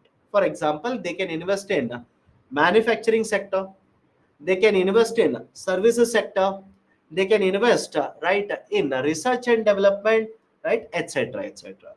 If I have to give you current affairs example, please tell me, right, can I say Vodafone is a foreign direct investment? Let me know. Vodafone, not Vodafone India. Vodafone India is a joint venture. Vodafone is a foreign direct investment. What about Air Asia? What about Air Asia? Air Asia is also foreign direct investment. What about Foxconn company? And I'm not giving you any new examples. All of these are there in the current affairs. What about Apple investing in India? So can I say all of these examples that I'm quoting right now are the best example that you use? Amazon, Samsung company, right, etc. All these companies, when they're investing in India, in manufacturing facility or a service sector company, all of these are nothing but foreign direct investment. On the other side, FPI, right? Imagine you are sitting in USA. Again, please understand this. Imagine you are sitting in USA. You will bring your money from outside USA into India, and you will invest in India's stock market. You will purchase shares of, let's say, Adani company. You will purchase the shares of Infosys company. You will purchase the government of India's bonds, etc. So can I say you are investing not in physical assets but in financial assets? That is basically foreign portfolio investment. So investment that is coming into India from outside India, non-resident investments. Is it okay? Non-residents are investing in India in financial assets that is collectively referred as foreign portfolio investments. Can we go forward now? Can we go forward? So definition, I'm pretty sure all of you are okay with this. The FDI, whenever they invest in a country, they want to invest for a longer duration. They want to invest for a very longer duration. They don't want to invest for 6 months. They don't want to invest for 1 year. No, they want to invest for as long as possible. For example, you people tell me, Apple is going to invest huge amount of money in India only for 6 months. Do you think they will invest today and take out their money after 1 year? No, they want to invest for 15 years, 20 years, 40 years, 60 years, 100 years, etc. Very, very long duration. On the other side, foreign portfolio investments, they are not worried about the tenure of their investments. They are only focused on returns on the investments. Their focus is speculative. Speculative means, I'll give a very simple example. The federal tapering will happen, let's say tomorrow. Let me know now. Imagine, right, tomorrow the Federal Reserve is supposed to meet. There is expected federal tapering to be done. Don't you think the foreign investors will speculate this and withdraw money from India today, go back to USA tomorrow? Yes or no? Are you people reading newspapers, by the way? When federal tapering is expected to happen or will happen, in terms of speculation, speculation means what? Movement in the market.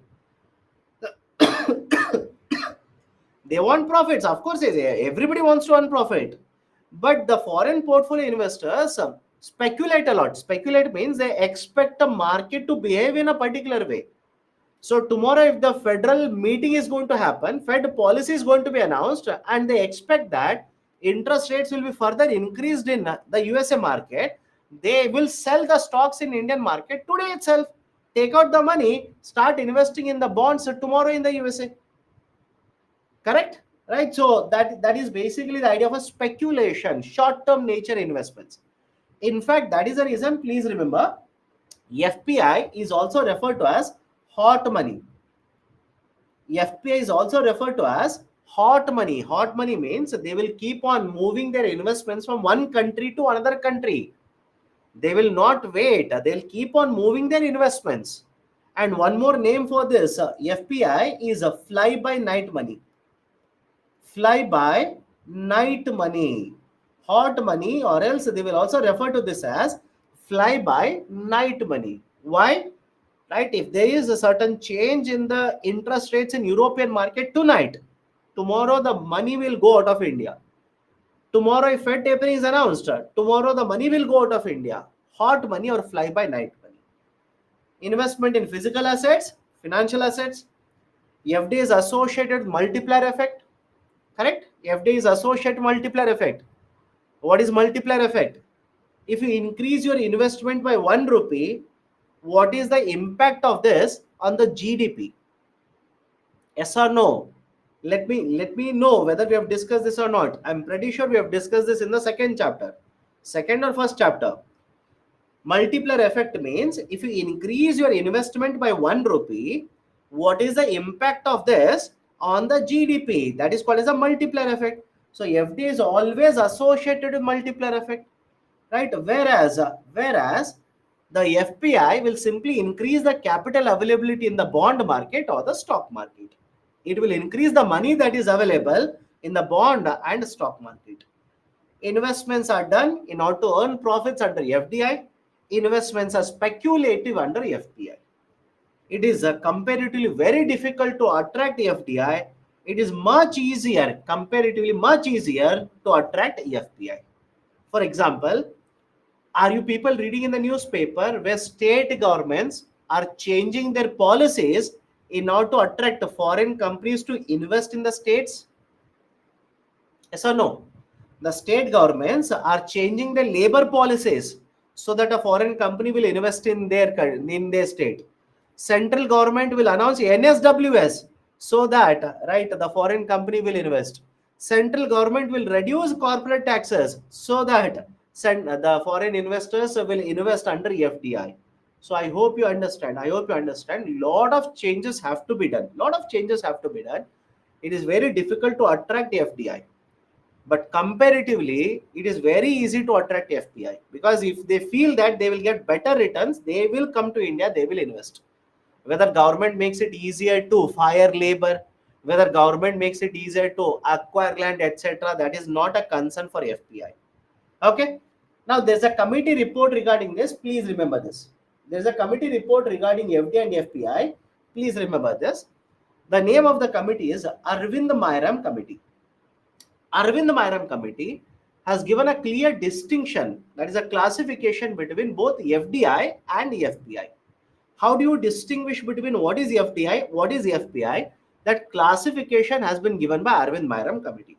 Simple, please by heart it. Please by heart it, do not make it complicated.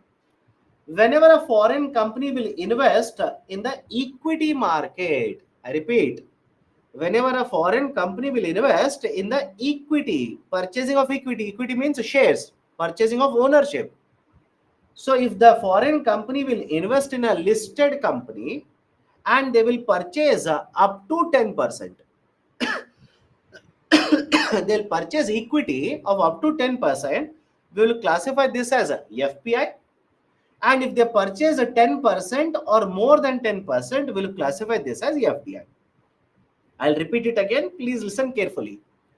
If a foreign investor will invest in purchasing the shares of Indian company, if it is a listed company, then if the foreign investor will purchase up to 10%, up to means less than 10%, will classify this as FPI.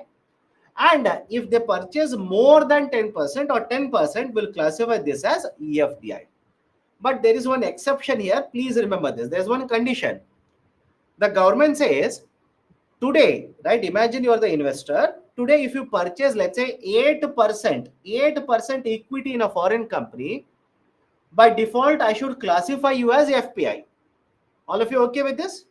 Today, if you invest in India and purchase 8% of the shares of a listed Indian company, I should classify you as what? FPI. But, I repeat, but if you guarantee the government, if you guarantee to the government that if it is going to be increased to at least 10% in the next 1 year, from 8%, you tell the government in the next 12 months, I will increase this to at least right 10% or more than 10%. Then today itself, they will classify you as EFDI. And many of you might be wondering, right? Why should we classify this into FDI, FPI, etc.? You'll understand. You'll understand in some time. Regulations applicable for FDI are different. Regulations applicable for FPI are different, my dear. I hope you understand. What conditions are applicable for FDI are different. What are applicable for FPI are different. For example, if you're classified as FPI, you'll have to be registered with SEBI to invest in India. All of you okay with this? To invest in the stock market, you'll have to get registration with SEBI. But if you're classified as FDI, you do not require registration. You require approval. You require either approval or you do not require any approval from the government. All of you can understand or not? Right? So I hope you understand the logic why there is a need to divide these into listed as well as, into FD as well as FPI. And if it is an unlisted company, a foreign investor will invest in an unlisted company, then any investment in the equity in unlisted company will be classified as FDI. Any investment in an unlisted company will be classified as FDI. So please tell me, is it possible? Is it possible? Look at the picture and tell me, is it possible for a foreign investor to be classified as a FPI when they invest in the shares of unlisted company? And if you're wondering why it is not possible, etc., let me know. Unlisted means what? Is the share available in the stock market for trading purpose? If you're wondering why it is not possible, etc., you are wondering because you have forgotten the basics. You have forgotten the basics. What is the basic? Listed means in the stock market shares are available. Unlisted means in the stock market shares are not available. Now you tell me, you take approval from SEBI to invest in the stock market. You're an FPI. You will take approval of SEBI to invest in the stock market. My dear, in the stock market, are the shares of unlisted company available? No. So how, right, what is the logic of having FPI in unlisted company? There is no FPI. It will be considered as FDI. Okay, so remember the logic. And I'm actually surprised by some of the questions of the students. I'm worried looking at the questions of some of the students. Why? I believe it's not been even, let's say, 3 weeks. I believe it's been just 2 weeks when we discuss what is a listed company and unlisted company. Correct? It's hardly been 2 weeks since we have discussed what is a listed company, what is an unlisted company. And already when I showed you the listed as well as unlisted, I can see multiple students asking me the question, what is listed company, what is unlisted company? My dear, it's a proof that you're not revising. Trust me, it's a proof that you're not revising. If you don't trust me, open the PPT of financial market, then tell me, sir, you have not discussed what is listed, what is unlisted. I will accept it. Do that. Right? When I give a break, try to prove me wrong. Right? Open the financial market PPT and try to prove me wrong by saying there is no slide where we have discussed what is listed, what is unlisted company. Prove me wrong. Okay. Right? Again, my only concern is that if you do not revise now, if you do not remember what you have discussed 2 weeks prior to today, how will you be able to remember after 1 year? Can you understand the gravity of the situation? Right? How will you be able to remember after 1 year? Right? May last week is the exam. After that, right, the mains are there. Right? So understand, there is certain problem with your revision. There is certain concern regarding your revision strategy then. Okay, but again, that is my advice to you. Whether you want to follow, don't want to follow, it's an advice, it's a recommendation. Now, what are the important points regarding FDI? Let me go forward now. Let me go forward. Okay, or before that, before we start discussing about FDI, let's take a break. If there are any questions that you want me to answer, let me know. Otherwise, we will take a break. Under which all acts a startup should be registered? Companies Act of 2013, Limited Liability Partnership Act of 2008, and Partnership Act of 1932. What is the third condition of definition of registered? One, not more than 2 years, not more than 10 years since incorporation. It should be registered under the three laws that I've told just now. And the third one, every year, every financial year, the revenue should not be more than 100 crores. What is the exit period of CIRP and PIRP? Exit period in the sense, what is the process time period allocated for the process there? In case of CIRP, it is 330 days. In PIRP, it is 120 days.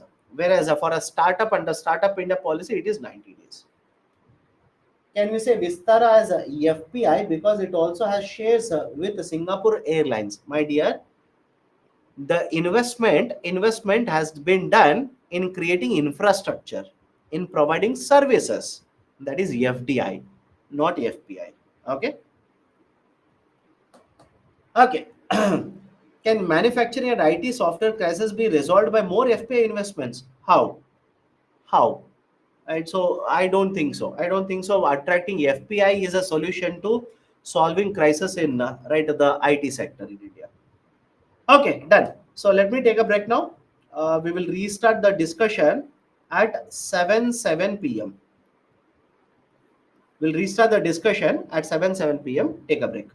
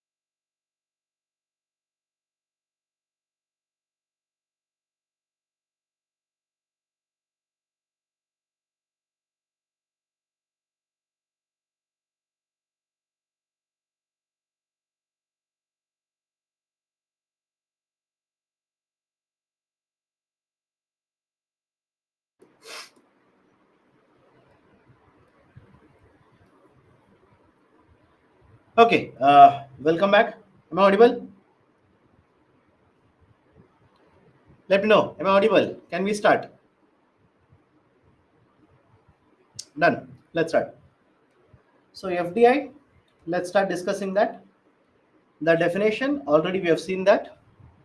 Whenever a foreign investor will invest in creating a physical asset in India, we'll call this as FDI. That's point number one. Point number two, in what way FDI can come into India? In what way FDI is allowed into India?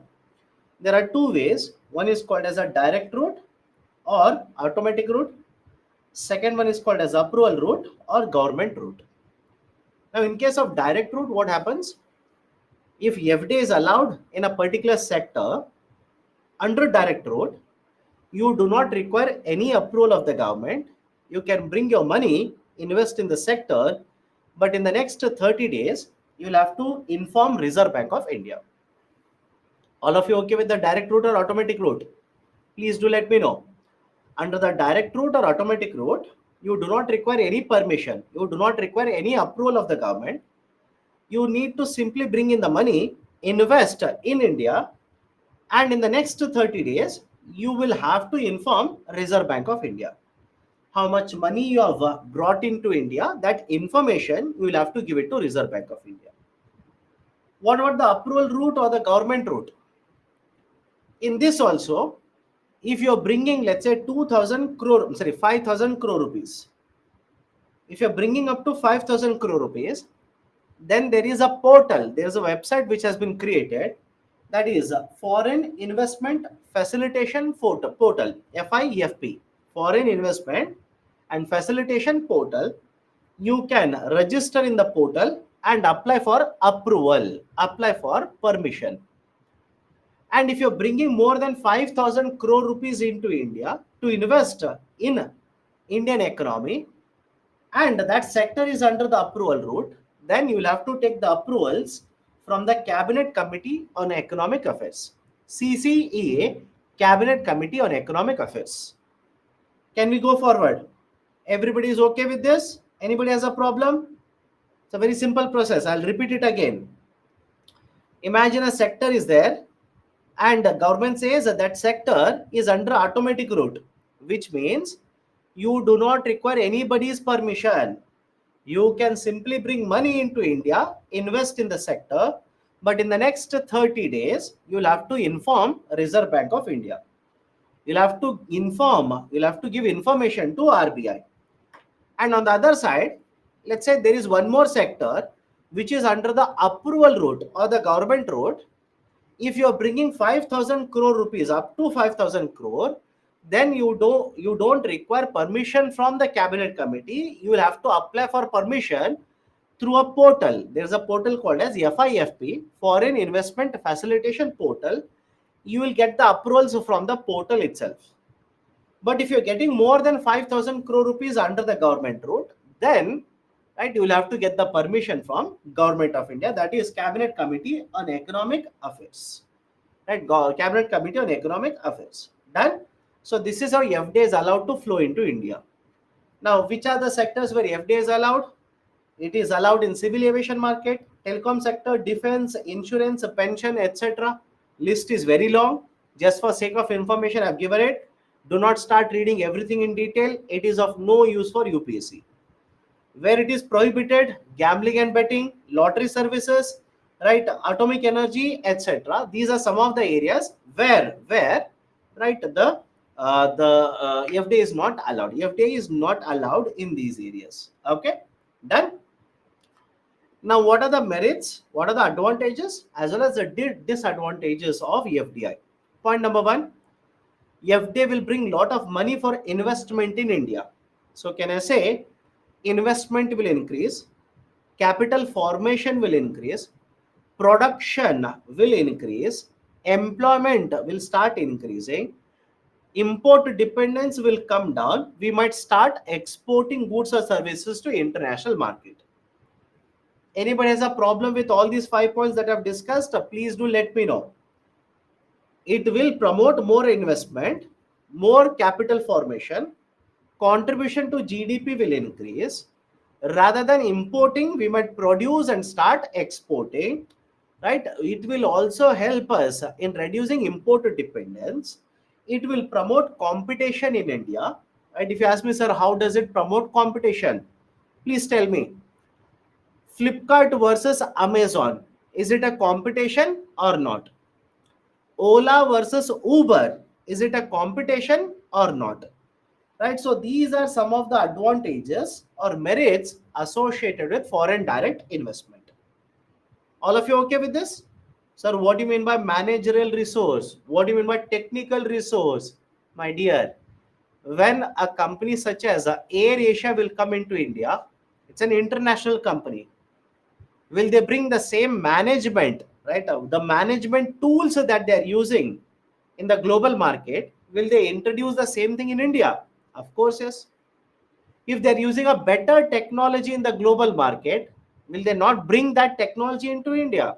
Yes, that is the meaning of managerial expertise, technical expertise, etc. Okay, right. So these are some of the advantages, merits of foreign direct investment. Having said so, what are the demerits? What are the concerns associated with FDI? Let's start with the first one. Government, government, whenever they want to attract FDI, they will have to make certain policy changes. I'll take a very simple example.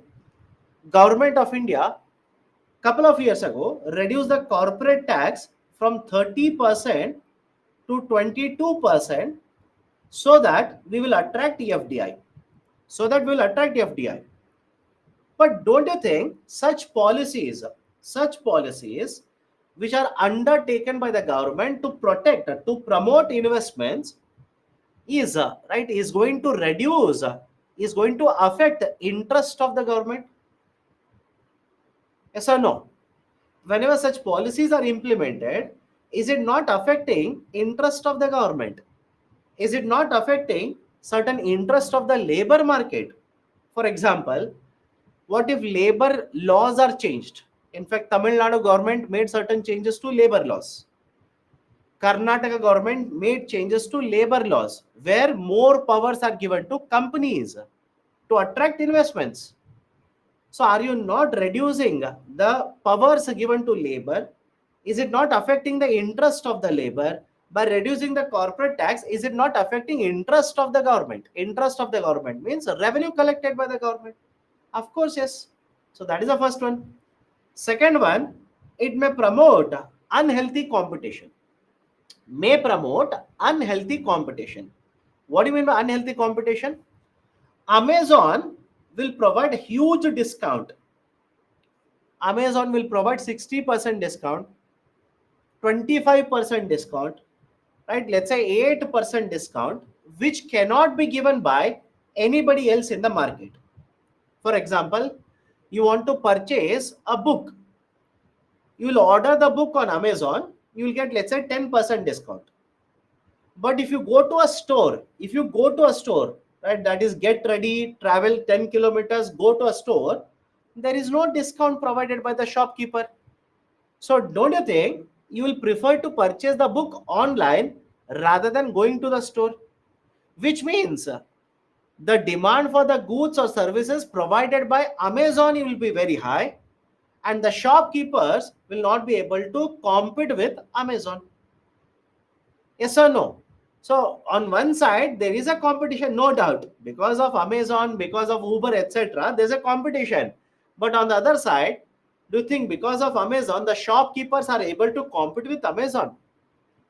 Right? The bookstores, physical bookstores, they are able to compete with Amazon.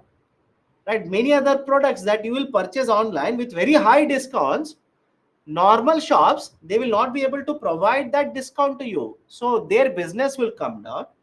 They might have to even shut down the shop. So may promote unhealthy competition, as well. May lead to regional disparities. How? In India, some of the industrial states, I repeat, in India, some of the industrial states such as Gujarat, Tamil Nadu, Karnataka, Maharashtra, which are already very, very well developed states, receive lot of FDI. So now when these states receive lot of FDI, don't you think other states comparatively will receive lesser FDI? As a result of this, the developed states will become much more developed, and the disparity, the regional disparity which is present in India, that regional differences, regional disparities will become much more wider. That is one more concern. Next, transfer pricing. Using transfer pricing, these companies can evade taxes to government of India. They can avoid taxes that they owe to government of India. Right? Do you remember the concept of transfer pricing? Go back to taxation. Please go back to taxation. Do you remember the concept of transfer pricing? Companies will use the transfer pricing practices to avoid a lot of tax payment to government of India. Right? So that is also a concern. That is also a concern for the government of India. So one is the merits, and the other one is a set of demerits. Okay. Now, what are the other points regarding FDI? What are the other points? One, India receives a huge amount of FDI. Generally, India is ranked in the top 10 countries receiving FDI. Point number two, post 2000 in India, the services sector has attracted the largest amount of FDI. The services sector has attracted largest amount of foreign direct investment. And finally, from which countries do we receive a lot of foreign direct investment? India receives a lot of FDI from countries such as Mauritius as well as Singapore. So these are the two very important countries in terms of receiving FDI for Indian economy. Done? Right. So these are certain important points regarding foreign direct investment. One more concept is there. Let me explain this. Depository receipt. DR, depository receipt. And before I start, here itself I'll tell you, as per Reserve Bank of India, as per RBI, deposit receipts are counted as a part of FDI only. Is it okay? I'll repeat it again. As per Reserve Bank of India, depository receipt is counted as a part of FDI. Now, what do you mean by depository receipt? Let me start. Depository receipt is a financial instrument.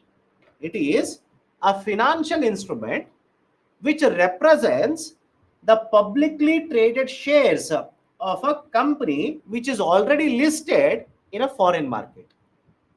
I'll explain. Listen to me carefully.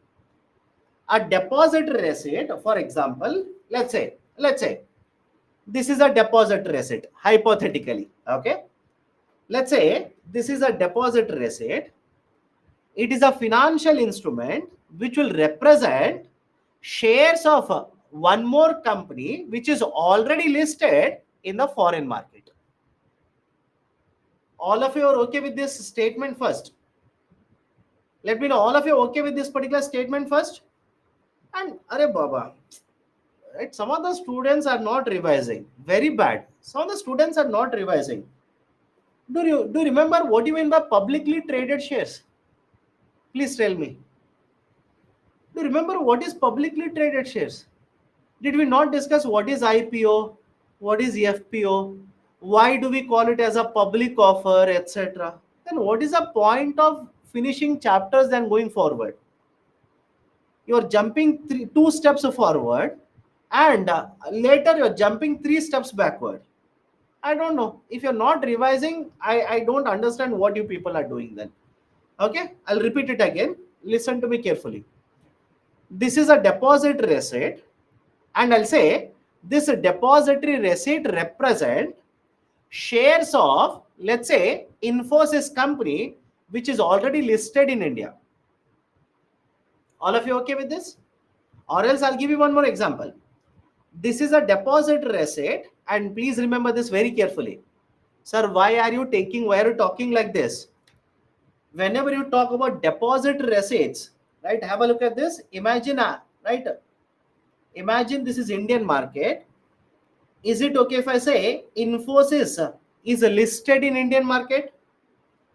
Let me know. Infosys is listed in Indian market. Or else the favorite of newspapers now, Adani. Adani is listed in Indian market. The shares of Adani company are traded in India. You can purchase, I can purchase, I can sell, you can sell. Now, whenever you talk about depository receipt, these Indian companies will issue the deposit receipts not in India, but they will issue outside India. Is it okay? I'm talking about Indian companies now. These Indian companies which are listed in India, they will issue deposit receipts not in India, but outside India. Let's say Adani's companies depository receipts are issued in the USA market. The deposit receipts of Adani company are issued in the USA market. So let's say you are an investor in USA, you purchased one deposit receipt of Adani company. What does it mean? It simply means you are purchasing an instrument of a foreign company whose shares are already listed in that foreign market. Is it okay? Is it okay? Let me know. You're purchasing a deposit receipt of a company, Adani company. You're in USA, by the way, which means this particular deposit receipt represent the shares of Adani company, which is already listed in India. Right? This is the concept of depository receipt. Anybody has a problem with this? Whenever Adani company, whenever Indian company will go to USA, issue depository receipts in USA, we'll call this as American depository receipts. We will call this as American depository receipts. Any foreign company, foreign company, if they issue depository receipts in America, it is called as American depository receipt. And if any foreign company will issue the depository receipts in European market, if they issue depository receipts in European market, these are called as global depository receipts. Right, sir, what is example of global depository receipt? Let's say Adani company will issue a depository receipt, let's say in one country within Europe. Any country within European market, right? Let's say UK, or for that matter Britain, or for that matter let's say Germany. Right? All these countries examples, these are there in Europe only. So if Adani company will issue a depository receipt in European market, we will call this as a global depository receipt. Now many of you ask me why. Why are they issuing depository receipts? The reason is simple. Getting listed is difficult. Getting listed again in another country is difficult. Issuing depository receipts is much more easier. All of you okay with this? I'll repeat it again. Issuing depository receipts in a foreign market is much more easier compared to listing yourself in a foreign market. That is the precise reason Indian companies, if they want to raise capital from the foreign market, one way is go to that market, issue depository receipts and raise capital, collect money from that particular market. Anybody has a problem with the concept of deposit receipts here? It is a financial instrument which represents publicly traded shares which are issued by a company in a foreign or offshore market. Right? Indian company will go to European market, issue DRs there. Right? Indian company will go to USA market, issue DR there. So whenever DRs are issued in American market, we'll call them as American depository receipts. Whenever DRs are issued in European market, we will call these as a global deposit receipts. And if an American company will issue DR in India, if a Britain company will issue DR in India, we'll call this as Indian depository receipts. We'll call this as Indian depository receipts, IDR. Right? So as per RBI, DRs are part of FDI only. DRs are part of FDI, foreign direct investment. Can we go forward now?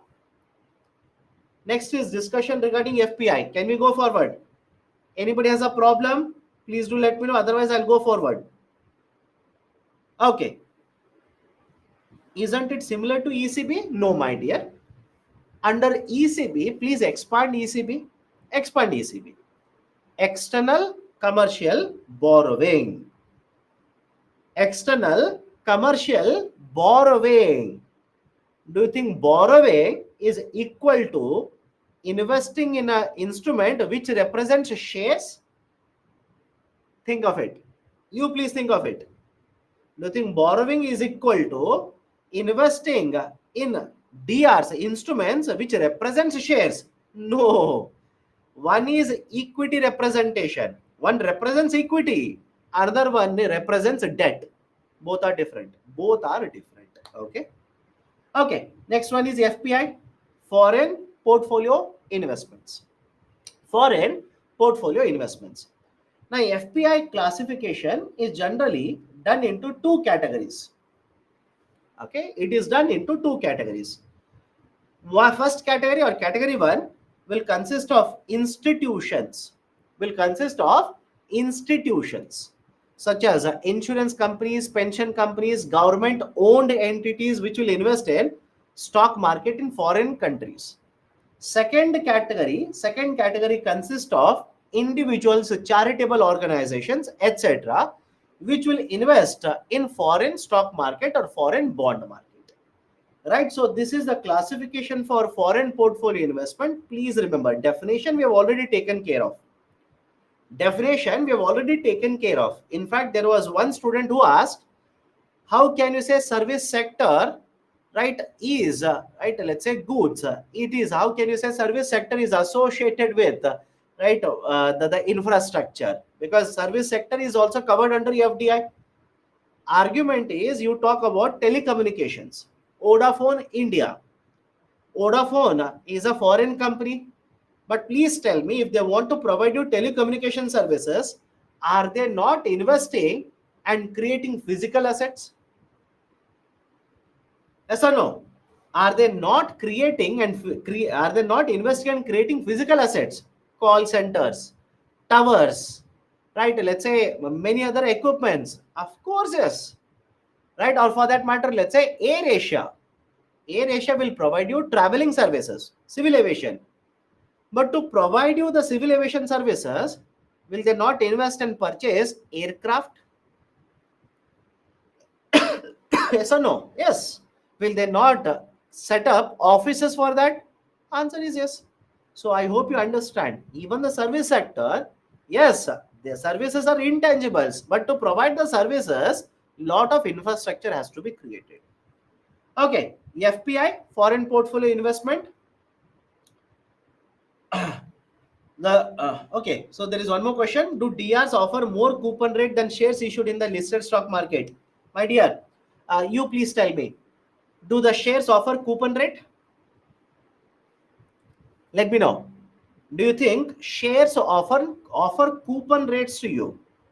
And if a DR is representing shares, do you think DR will offer coupon rates? Let me know. Let me know. Right? Instead of purchasing shares, you are purchasing one instrument which represents the shares. So obviously, if you are purchasing the DRs, you will get dividends. You will not get coupon. Okay? Bonds will give you coupon. DRs are not bonds. Okay, come back to the discussion here. FPI, two classifications or two categories. Category 1, Category 2. Then in what form FPI is generally allowed to enter into India? One is simply foreign institutions such as pension funds, insurance funds. They will bring money into India, invest and purchase financial assets in India. They'll purchase shares, they'll purchase bonds, etc. That is called as a foreign institutional investment. But apart from that, I want to discuss two very important current affairs routes. One is called as fully accessible route, FAR. Second one is voluntary retention route, VRR and FAR. Listen very carefully. Point number one. Before I start both VRR and FAR, please tell me, do you think there should be restriction on foreign investments in India's market or not? What do you think? If you are the RBI governor, or let's say you are the government of India, what should be your viewpoint? Should you have any limitations on foreign investments in Indian market, specifically let's say stock market and bond market, or you should not have any conditions or any limitations? There should be. Some of you are saying no, there should be. My dear, there should be limitations. There should be conditions. I'll tell you why. If there are no conditions, at any point of time, can I say foreign investors can withdraw money from bond market, as a result of which government bond market might crash? Yes or no? If there are no limitations, there are no conditions, they will invest a huge amount of money in government bonds. Okay, because you do not have any conditions. And if something happens to the Indian market, if something happens in the USA market, if Russia-Ukraine war goes to the next level, if right, Israel and Hamas conflict will engulf many other countries, as a result of this, don't you think lot of these investors will start dumping these shares, bonds of government in the market? As a result of this, supply will suddenly increase, market prices might crash. Is it not creating volatility? And once they have dumped the bonds of government of India, now they will take the rupees, sell them in the forex market, purchase dollars, and take out lot of dollars from India. Will they not impose volatility or create volatility even the forex market? And what if because of that you arrive at a situation where RBI does not have sufficient dollars? Think of it. What if because of this the dollar outflow will be so high, RBI does not have sufficient dollars to supply to the market now? So I hope you understand, right? I hope you understand. That's the reason why conditions are imposed. That's the reason why restrictions are imposed on foreign investments, because they can create lot of damage. They can create lot of volatility in the bond market as well as in the forex market. But what if because you're assuming that it will create volatility, you have imposed restriction. But what if there is an investor, foreign investor, who will promise to you, I'll repeat, who will guarantee to you that they will invest certain amount of money for at least 3 years in India? Think of it, right? You are assuming that it will create volatility, hence you are imposing restriction. But what if a foreign investor, for example me, I will come to you and I'll tell you, sir, you're putting a lot of restrictions on my investments in India.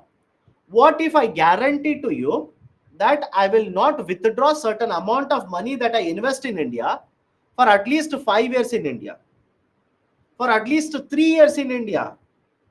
So if this kind of a guarantee is given by me to you, is it possible for you to reduce these relaxations and withdraw these relaxations only for me? Yes or no? Will they not provide certain guarantee to you? What is a guarantee? If I'm bringing $100 billion, I'm guaranteeing that at least 75%, 75 billion will be there in India for 3 years. Is it not a guarantee for you? So if I'm guaranteeing that, you'll have to give me relaxation. You'll have to give me certain benefit. What is the benefit? You have conditions on my investment in bond market. You have my conditions in my investments in corporate bond market, government bond market. Remove those restrictions. Remove those restrictions so that I can invest and I can guarantee 3 years I will not withdraw this money. That in essence is nothing but voluntary retention route. What I explained to you is nothing but in essence the voluntary retention route. Now please tell me, all of you understand why this is referred to as a voluntary method? Why it is referred as voluntary? All of you are understanding it? Voluntary because there is no compulsion. RBI says absolutely no compulsion anyone. I am only approaching you. I am only telling you, your RBI, I am only telling you, I am ready. I am voluntarily coming to you and I am guaranteeing that I will invest a certain amount of money and I'll keep this money at least for 3 years in India. And why are we using the term retention? Retention means here at least 75% of my investments will remain in India for at least 3 years. This route is referred to as voluntary retention route. Have a look at this. RBI has imposed a lot of restrictions on investment of FPIs in the debt market. But we want to attract, I repeat, we want to attract certain investments which are of a longer duration. Not right, very quick investments, not the investments which will go out of India very quickly. No, we want to attract investments which will stay in India for a right at least 3-year duration. So for such investments, whatever regulatory restrictions are there, those regulatory restrictions will be withdrawn. But the condition is that the foreign investor voluntarily has to guarantee that 3/4 of their investment, that is at least 75% of their investment that is allowed now, will stay in India for at least 3 years. At least 3/4 of this investment that I'm bringing now into India will stay in India for at least 3 years. Now let me ask you one more question so that automatically you will answer. You will answer the last point.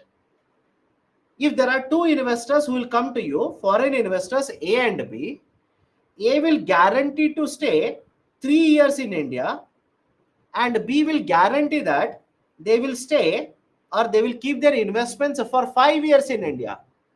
Will you give preference to A or B? Think logically, by the way. Should you give preference to A or B? All of you will agree? You should give first preference to B. Please look at the fourth point.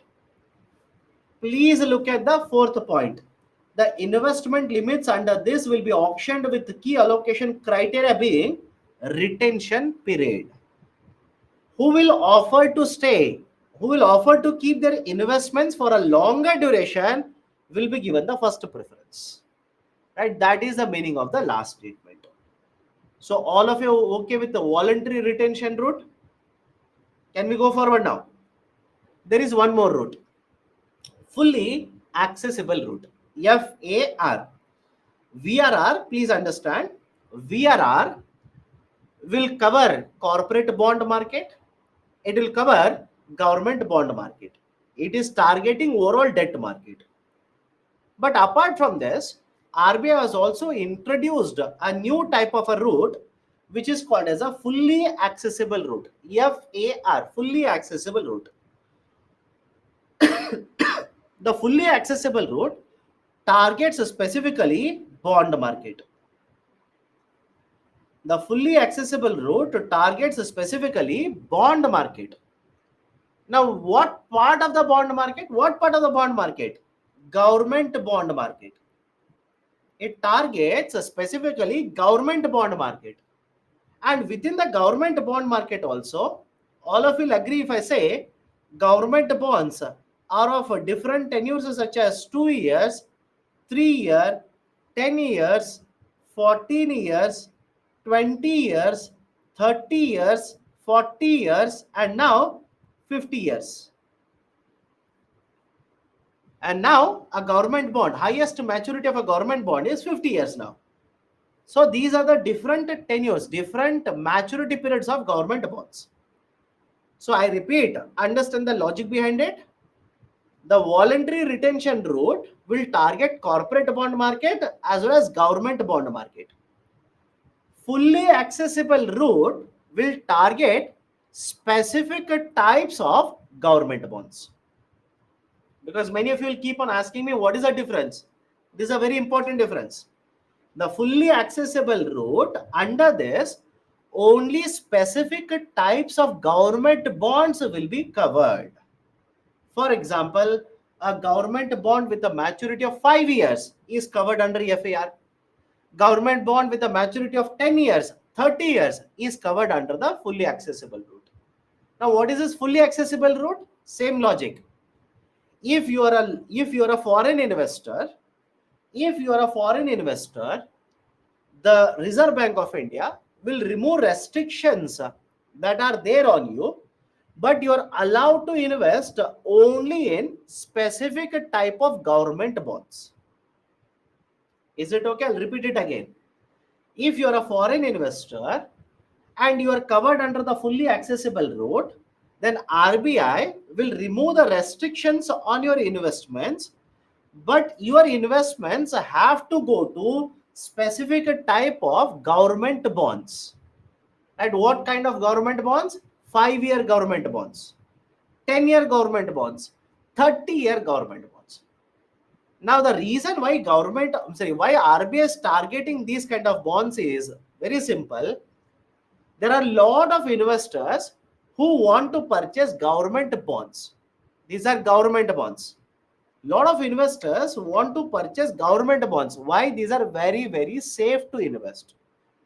And because there is a lot of demand from the foreign investors to invest in government bonds, but there are restrictions. RBI says these restrictions will be removed, but you can invest only in 5-year government bond, 10-year government bond, and 30-year government bond.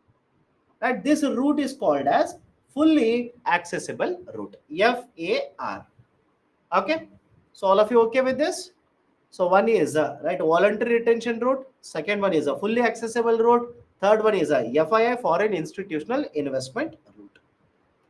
Now FDI is done, FPI is done.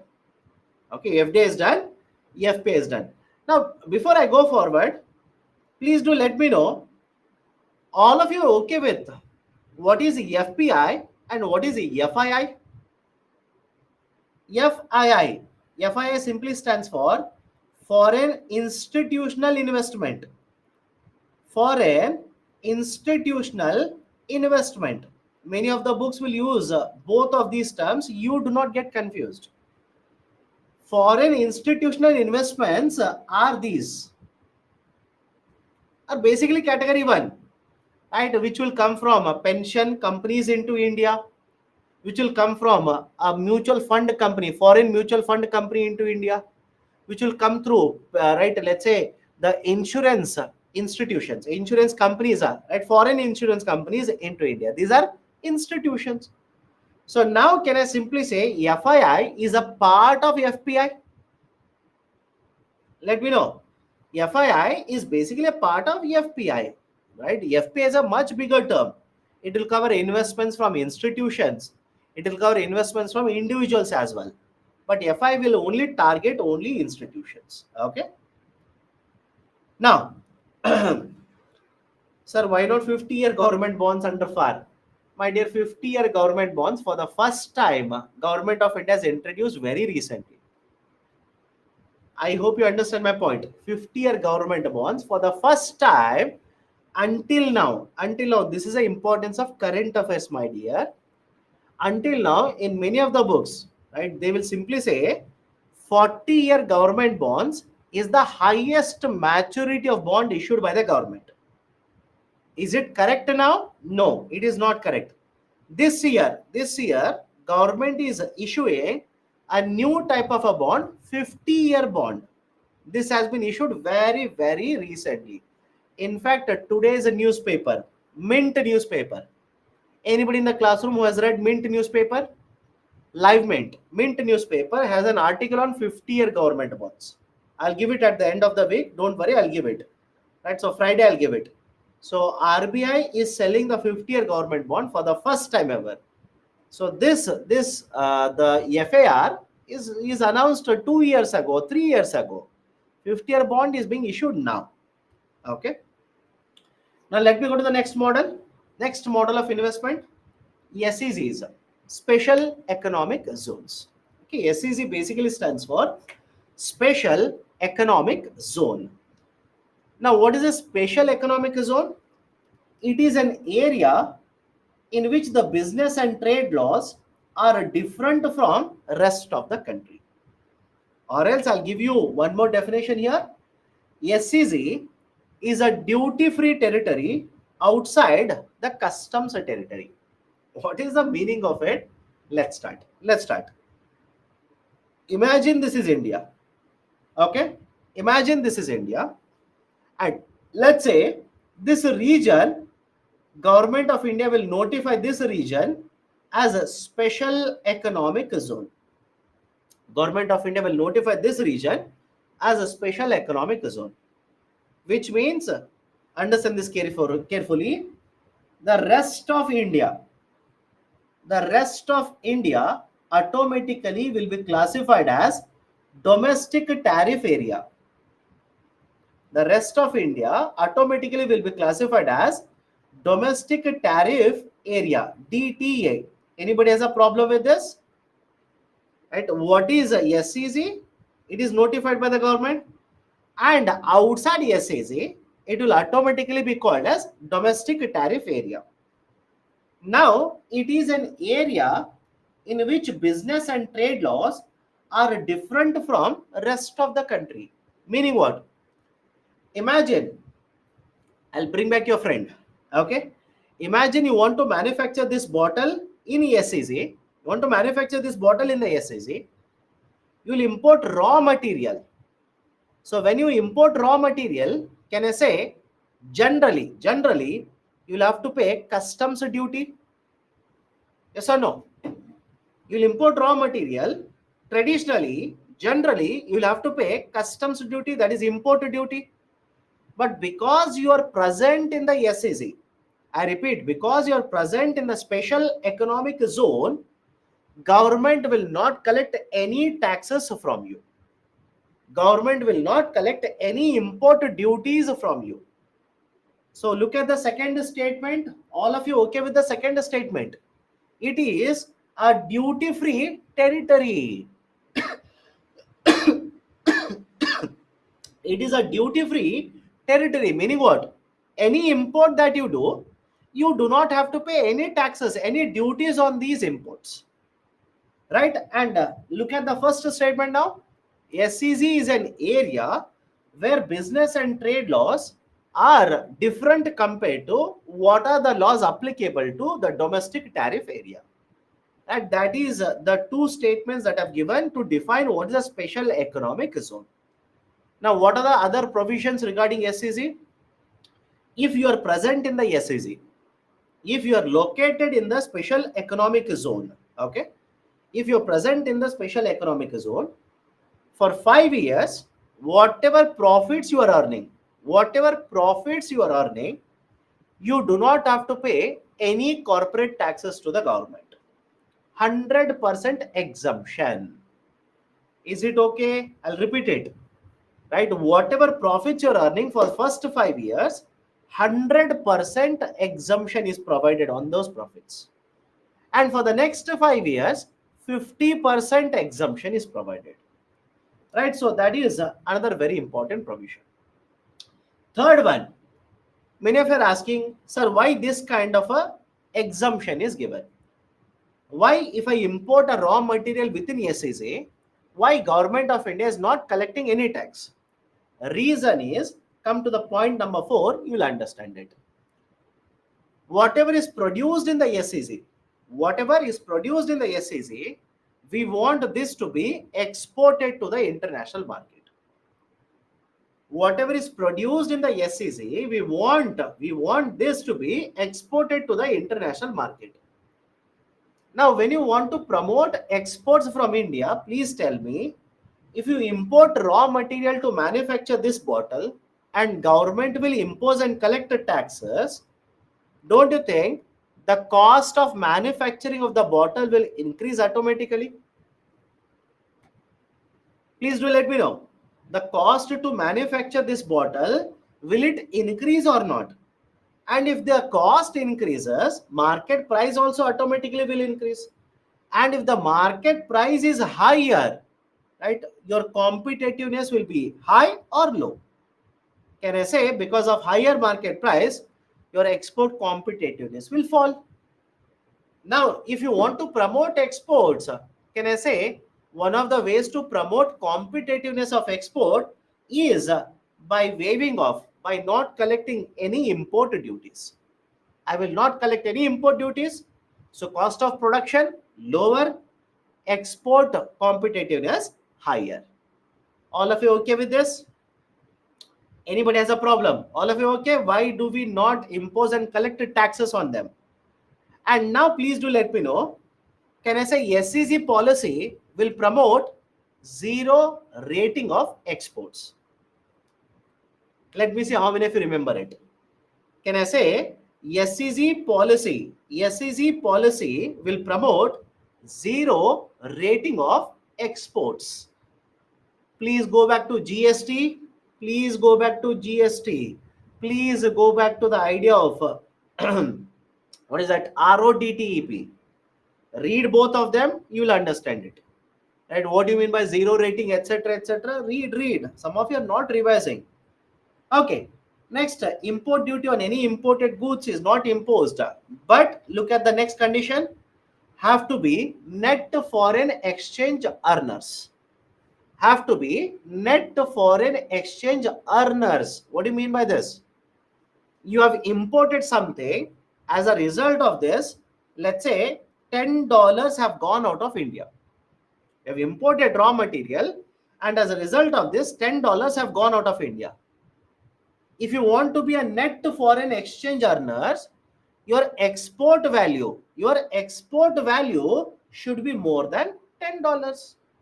That is, let's say you have imported, $10 have gone out, you export and you bring in, let's say $18. Can I say in this example, you are a net foreign exchange earner of $8? Yes or no? Let me know. Can I say in this example, right, you are a net foreign exchange earner of $8, right? So that is basically the argument. Now some of you will basically say, but sir, if you are exporting, you will have to be a net foreign exchange earner. I'll give you a situation here. Follow this very carefully. Imagine you are present in an SEZ. Okay, you are manufacturing this bottle in the SEZ. Now I said, whatever you're producing in the SEZ, I want you to export. I want you to export this particular product. But what if there is a recession in USA? There is a depression in European market. Please tell me, because of that, will you be able to export this bottle to America? Let me know. Will you be able to export this bottle to America? No, demand is not there. What about European market? No, there is no demand there also. Now what? Then what? What is the next solution for that then? Government says, I repeat, government says, if you are not going to export it, I will allow you to sell the product in the DTA. I'll repeat the statement. If you're not able to export it, if you're not going to export it, I will allow you to sell the product in the DTA. But please now think of it and do let me know. If you are present in the SEZ and I am outside SEZ, you have not paid any import duties on the raw material. I have paid import duties on the raw material. If you manufacture in the SEZ, sell it in the DTA, don't you think automatically your product is cheaper compared to my product? Correct? Automatically your product is cheaper compared to my product because you are not paying taxes. I am paying taxes on the imports. So don't you think you are getting right undue advantage here? You are getting advantage. I am at a disadvantage. So what does government say? If you are present in the SEZ, if you are present in the SEZ, you want to sell it in the domestic tariff area, I will allow you to sell it in the domestic tariff area. But whatever tax benefits I've given to you, I will withdraw those benefits. Does it make sense now? Whatever tax benefits I've given to you, I will withdraw those benefits. I will treat your product as if you're importing now. I will treat it like that. I will impose taxes on it. Right? So that you do not have a higher advantage compared to anybody who is producing in the domestic tariff area. So now tell me, does this point make sense to you? Because there can be situations where companies will import raw materials, right? They will import raw materials, lead to outflow of dollars. But if they start selling in the domestic tariff area, they cannot be net foreign exchange earners. Yes or no? Right? If they procure the import, pay in dollars, and start selling the product in the domestic tariff area, they cannot be net foreign exchange earners. Government says not acceptable. Not at all acceptable. You want to work in SEZ, you want to get all the benefits that I'm giving to an SEZ unit, then become a net foreign exchange earner. Become a net foreign exchange earner. That is a condition. Please remember under SEZ. Okay.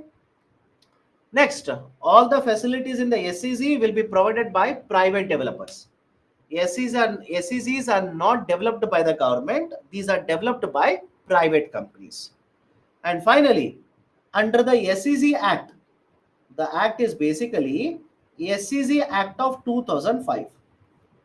Under the SEZ Act of 2005, it provides for single window clearance mechanism. Now, what do you mean by single window clearance mechanism? Whatever clearances or approvals that you require to set up SEZ, you do not have to get them from different ministries. You can apply for all these approvals from only one authority, and that authority is called as Board of Approval, BOA. Board of Approval will have representatives of all the ministries which are involved in the SEZ policy, and from the Board of Approval they will give you all the required approvals. Single window mechanism, single window system. Right? So that is also a provision under the SEZ Act of 2005. Okay. Now, what has been the performance of SEZs so far?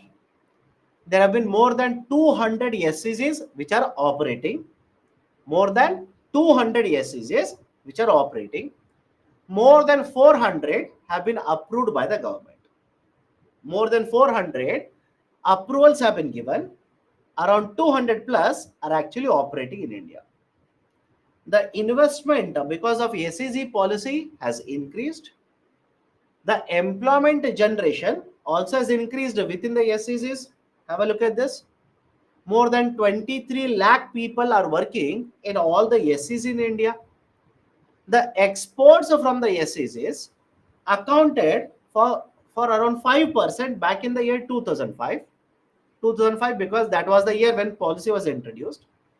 And by 2018 and 19, out of overall exports, 30% of the exports are coming from special economic zones. Right? So these are certain very important points to represent how SEZs have been operating in India. What has been the performance of special economic zones in India? Done? Now, what have been the issues? What have been the problems regarding the performance of SEZs? What have been the concerns? Point number one, lot of SEZs have got the approvals.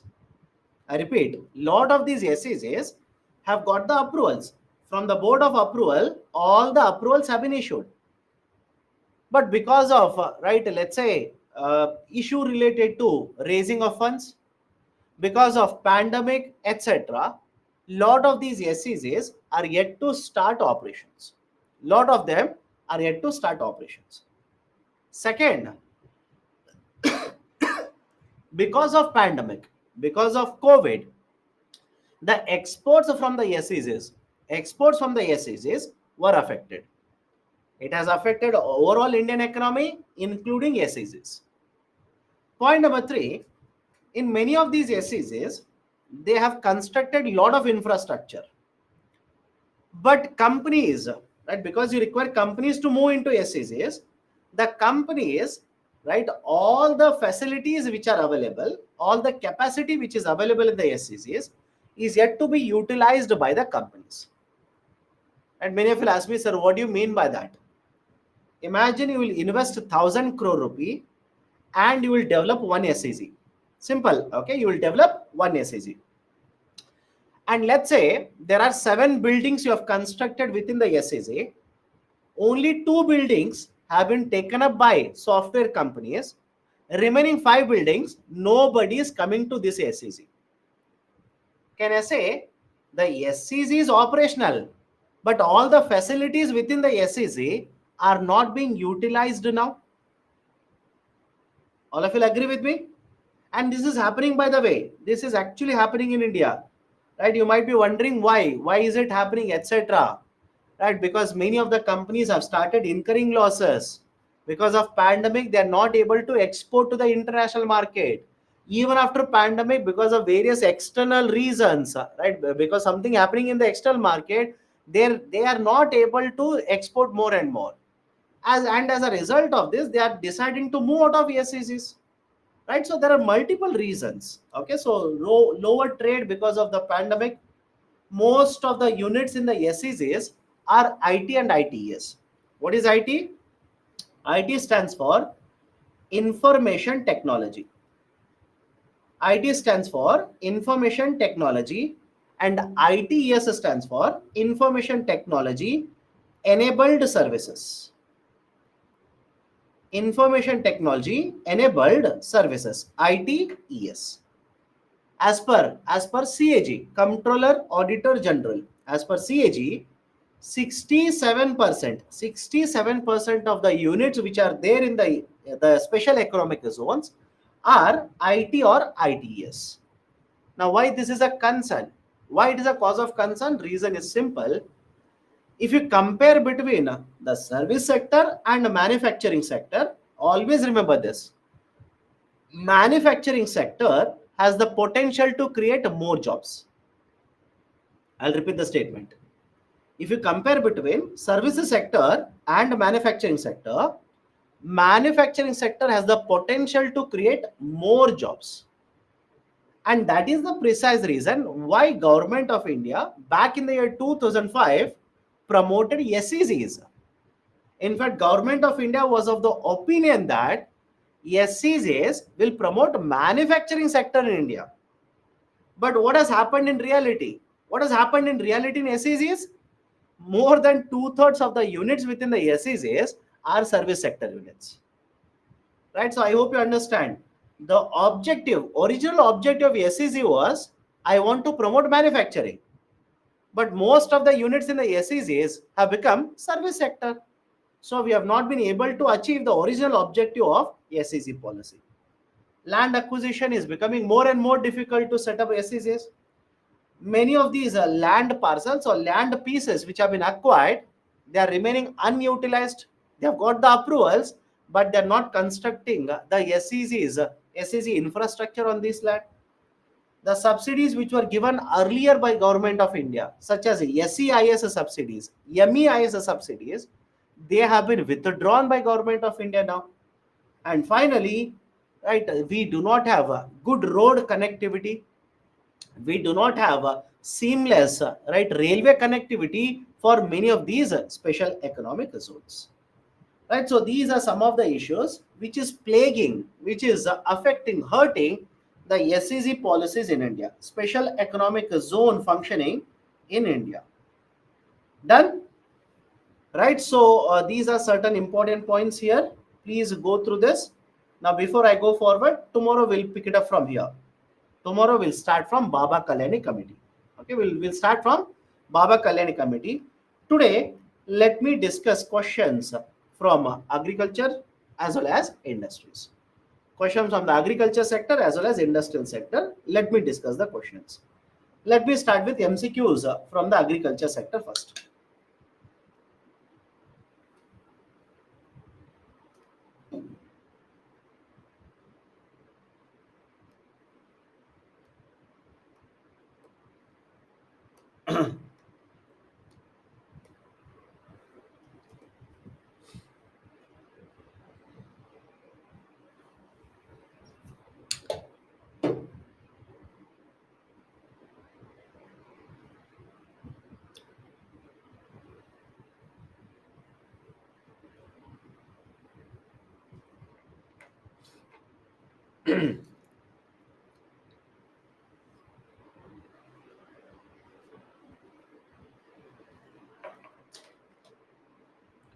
Okay, 41% have answered correctly. Why? The fair and remunerative prices of sugarcane is approved. Approved means who is the final authority to decide FRP? Final authority. Approval means who is going to decide? It is a Cabinet Committee on Economic Affairs. The CACP will recommend. Yes or no? CACP will recommend a MSP. It doesn't approve MSP. Approve means decide. CACP doesn't decide what is a MSP. It recommends it to government. That is Cabinet Committee. Cabinet Committee on Economic Affairs shall decide what is a MSP. Okay.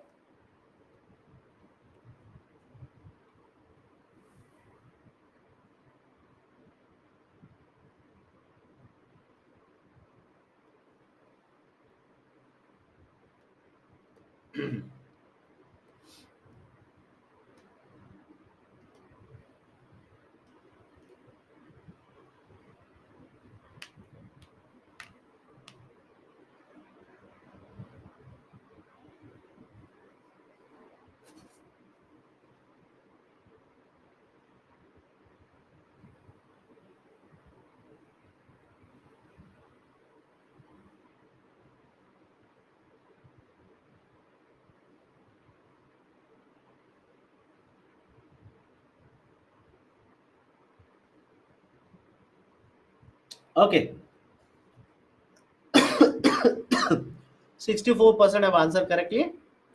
Economic cost of food grains to the Food Corporation of India is the minimum support price and bonus, if any, paid to the farmers plus. Did we discuss the concept of economic cost? Let me know. In fact, it is there in the slide also. Did we discuss economic cost? I said economic cost basically means how much is the overall expenditure incurred by the government.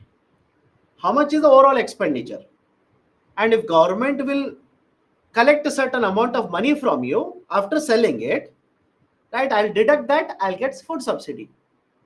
Otherwise, whatever is the economic cost incurred now will become food subsidy. Right? For example, this year, government will incur a huge amount of cost to purchase, store, transport, distribute food grains.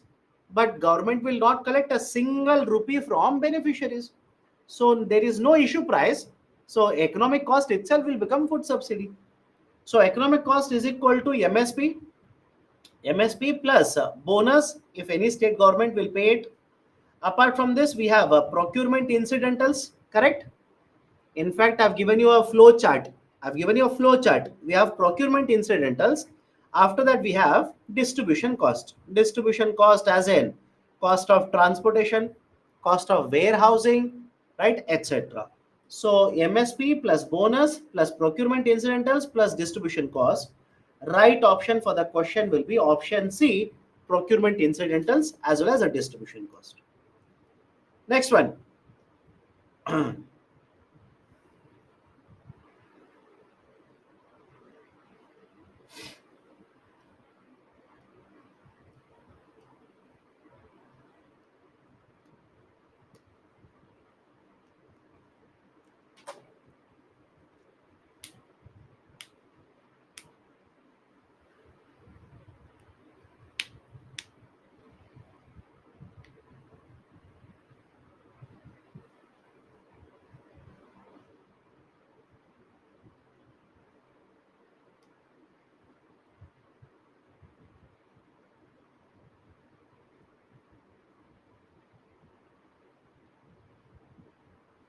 Okay, 59% have answered correctly. Why? It's a straightforward question. Consider the following statements regarding minimum support price policy of Indian government.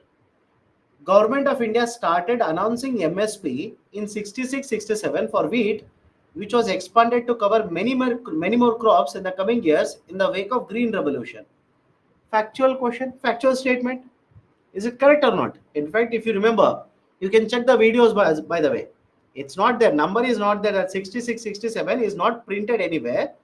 But while discussing regarding MSP, I was specific. I told Back in 1960s, that is somewhere around 66, government of India, right, for only wheat, they introduced the concept of MSP. And the reason I told was very simple.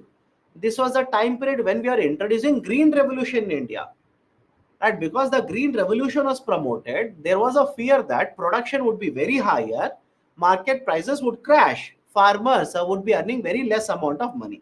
That is the precise reason. Initially, we targeted wheat, and over a period of time, more than 20 crops have been introduced under the MS policy of the government. So, statement one is correct. It is the price at which government will purchase the farmer's crop in irrespective of the market price of the crop. That is also correct. Whatever be the market price, lower than MSP or higher than MSP, doesn't matter. Government will purchase the crop at MSP only. Right, so both the statements are correct. Right option for the question will be option C, both 1 and 2.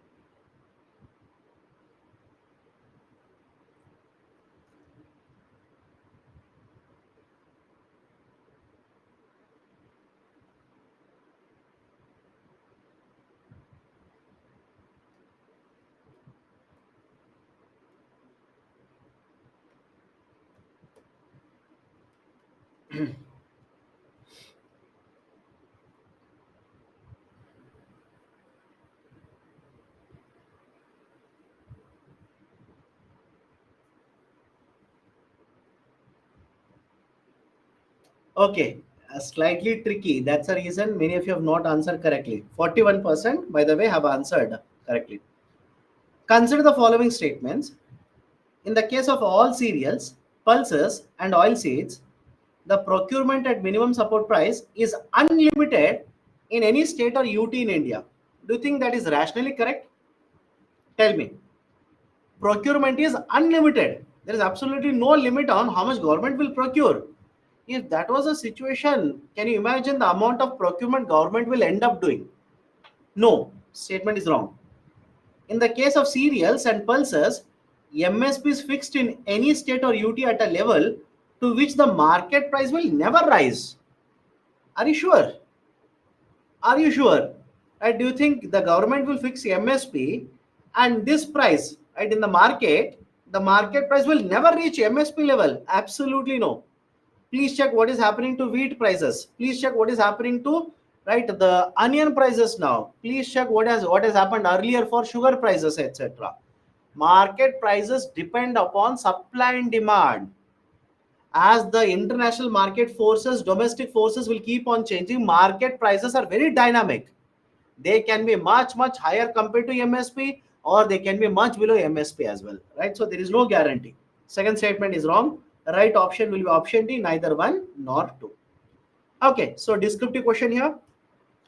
Elaborate the policy taken by the government of India to meet challenges of food processing sector. What are the challenges in food processing sector? Did we come across it? Challenges such as volatility in the production, right? Large amount of farming units are small and marginal. If most of the farming units are small and marginal, the production will not be very high. Production will be the limitation.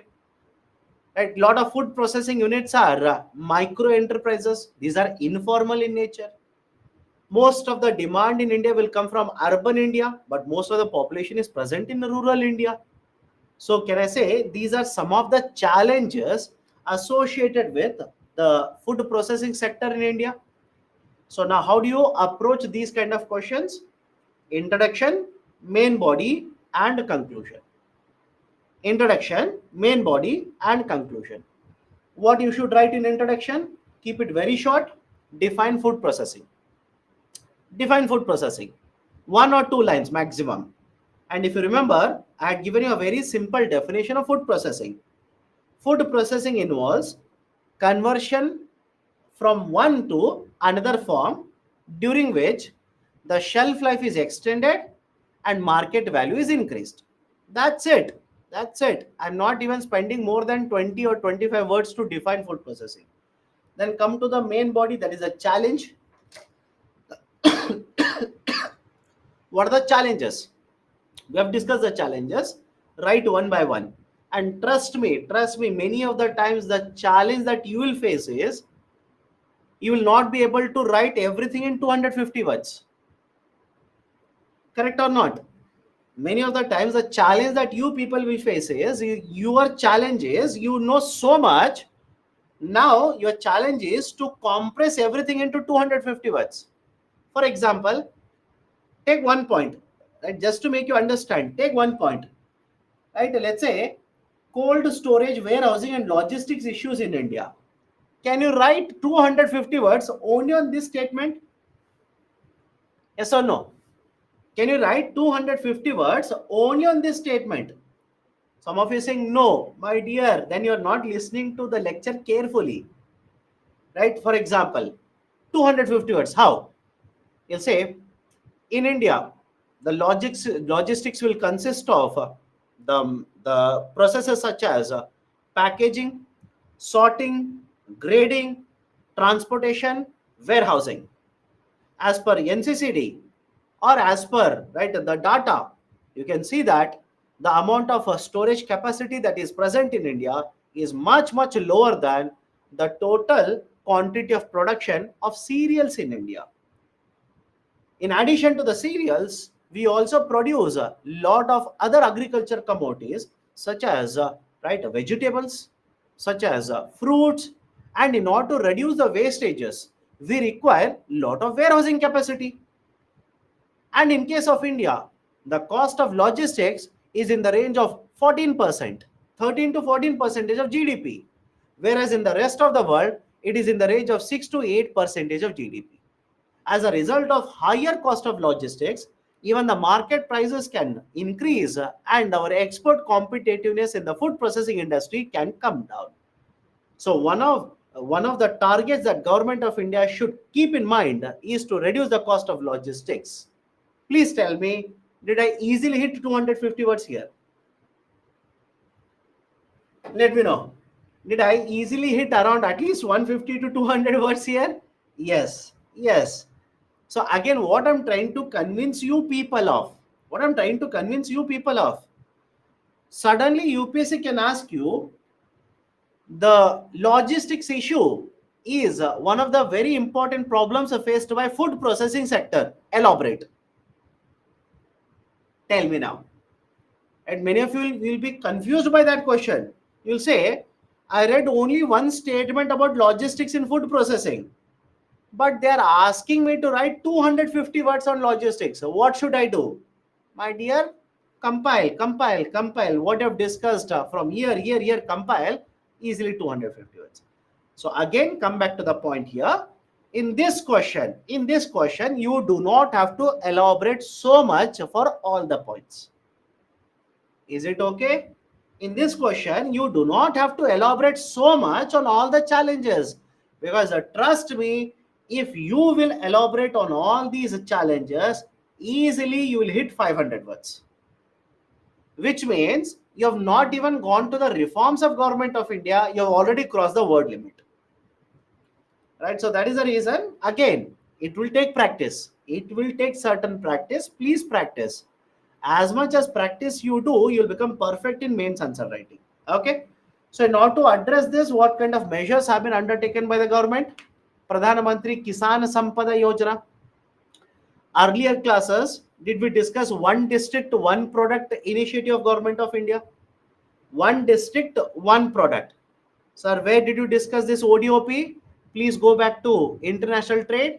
At the last, we basically discussed ODOP, right? Apart from other policies, we discussed ODOP, right? What about the FDI allowed in food processing sector, cold chain infrastructure, production linked incentives in the food processing? So these are the various measures which have been undertaken by the government to promote food processing industry in India. Okay. So this is generally how you approach a descriptive question on, let's say, food processing. Next question. What do you mean by MSP? What do you mean by MSP? How will MSP rescue the farmers from the low income trap? From the low income trap. Now, what is this idea of a low income trap? A farmer, point number one, understand the concept here. Can I say, lot of farmers in India, are cultivating either on marginal scale or small piece of a land. Yes or no? And if you want to remember the data, as per agriculture census, around 86% of the farming that is done is either on the marginal land. Marginal means up to 1 hectare, or a small piece of land, 1 to 2 hectares. Which means, please tell me, can we come to a conclusion based on this data from agriculture survey that lot of farmers in India are very poor? Correct? Lot of farmers in India, and that's fact, by the way. Right? If you have just made an observation, you will realize that it's a fact. Lot of farmers in India are very poor. Their incomes are very, very low. Now, let me tell you what you mean by low income trap here. If their incomes are very low, what will happen to investments? Think of it. What do you think will happen to investments? Will the investments be very high? No, their investments will also be very low. And if their investments are very low, what will happen to their production? What will happen to their production? Production will also be very low. And if the production is very low, what about incomes? Again, very low. Can you see a cycle here? Think of it. Can you see a cycle? It's a trap, by the way. Right? It's a trap. Right? It's a situation out of which very difficult for the farmers to come out of. It's a trap. Low income trap. Right? Income is very low. Investment is very low. Production very low. Again, income is very low. Now, in this situation, what is the benefit that MSP will provide to farmers? What is the benefit that MSP will provide to farmers? Okay. Now, right, start with the introduction. Define MSP. Define MSP. Again, don't spend too many words here. Be very economical. Minimum support price is the price that is paid by the government whenever they procure the food grain from the farmer. That's it. Don't write history of MSP here. Question is not about history or evolution of MSP. Then come to the main body. Discuss how MSP will provide benefit to the farmers. Before that, explain what is this low income trap. What causes low income trap? What is the problem with the low income trap? Can I say, if there is a continued low income trap, farmers will continue to remain poor, agriculture sector production will continue to remain low, and right, the overall situation of agriculture sector will not improve. Now, what kind of benefits will the MSP provide? What kind of benefits will the MSP provide to the farmers whose incomes are very low? The MSP is a guaranteed price. Guaranteed price means irrespective of whatever the market price is, government will pay this price and purchase from you. So can I say MSP is assured prices to the farmers? MSP will also provide cushion to the farmers, protect them from the market price risk. Because if the government is not purchasing, right, and if the farmer is selling everything in the market, if the market price is very low, farmer will suffer. So it will provide certain insurance cushion to the farmers against the market risk. It will incentivize agriculture production. If MSP by the government is higher for a particular crop, farmers will earn more. That's the incentive. Farmers will earn more, and right, to earn more, they will produce more of that crop. So these are some of the benefits that the farmers will get with the policy of MSP. But having said so, you can also say, right, the MSP policy also has certain concerns. In order to address these concerns, government of India, right, has to implement certain measures. Right, for example, there is a concern that by providing MSP, India is violating the laws of WTO, the provisions under the WTO Act, etc. Done. Right. So next question, last question for the day.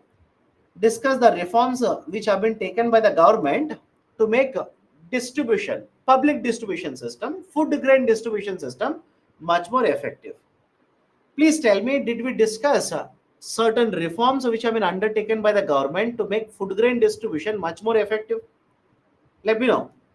Right, sir. Any example that you can quote? One nation, one ration card. Right, correct. What about right the food grain ATM? What about food grain ATM? What about right basically introduction of targeted public distribution system? Targeted means, again, some of you ask, sir, what do you mean by targeted? Please tell me. NFSA, under NFSA, are we not targeting certain beneficiaries? Yes or no? Under NFSA, are we not targeting beneficiaries? Are we giving 5 kgs to everyone? No. Right? It is a targeted distribution. Targeted distribution. We are identifying the beneficiaries and we are providing. So we have implemented targeted public distribution system. In warehousing also, we have implemented lot of reforms now. Right? In distribution, we have introduced one nation, one ration card. We also are implementing a food grain ATM.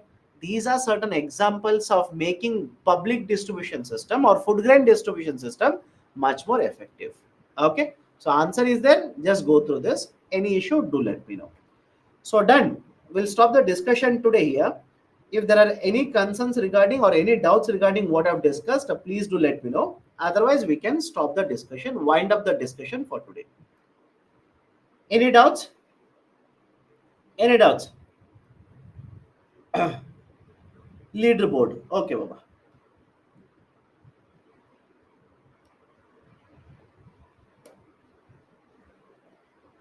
Is the leaderboard visible to all of you? Okay.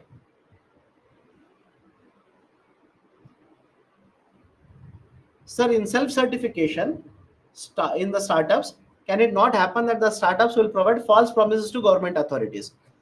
My dear, if you provide a false information, please understand, one, government of India can take action against you. Second, government of India says, I will not have any kind of inspection in your facility. But if I receive any complaints, from any of the employees or from any other authority that you are not following the guidelines, then definitely yes, I'll conduct inspection. Okay, done. What is the last question? This is the last question. Okay, any other questions? Any other questions?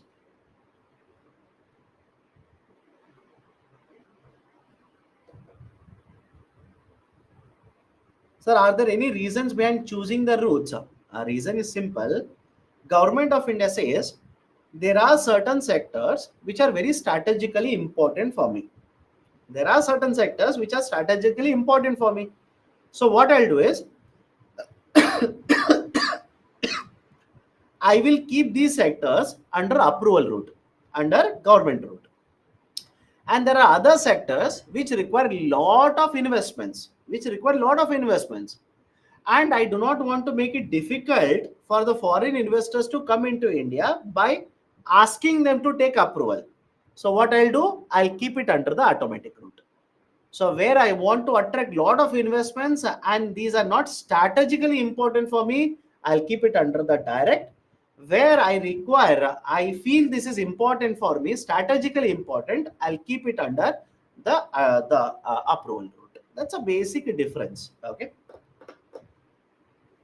MSP rate percentage different in every state? No, government of India will decide MSP for throughout India. But if the state government will announce a bonus, then automatically the farmer in different states will earn different amount of money. How many words are sufficient for conclusion? It will vary from one question to another question.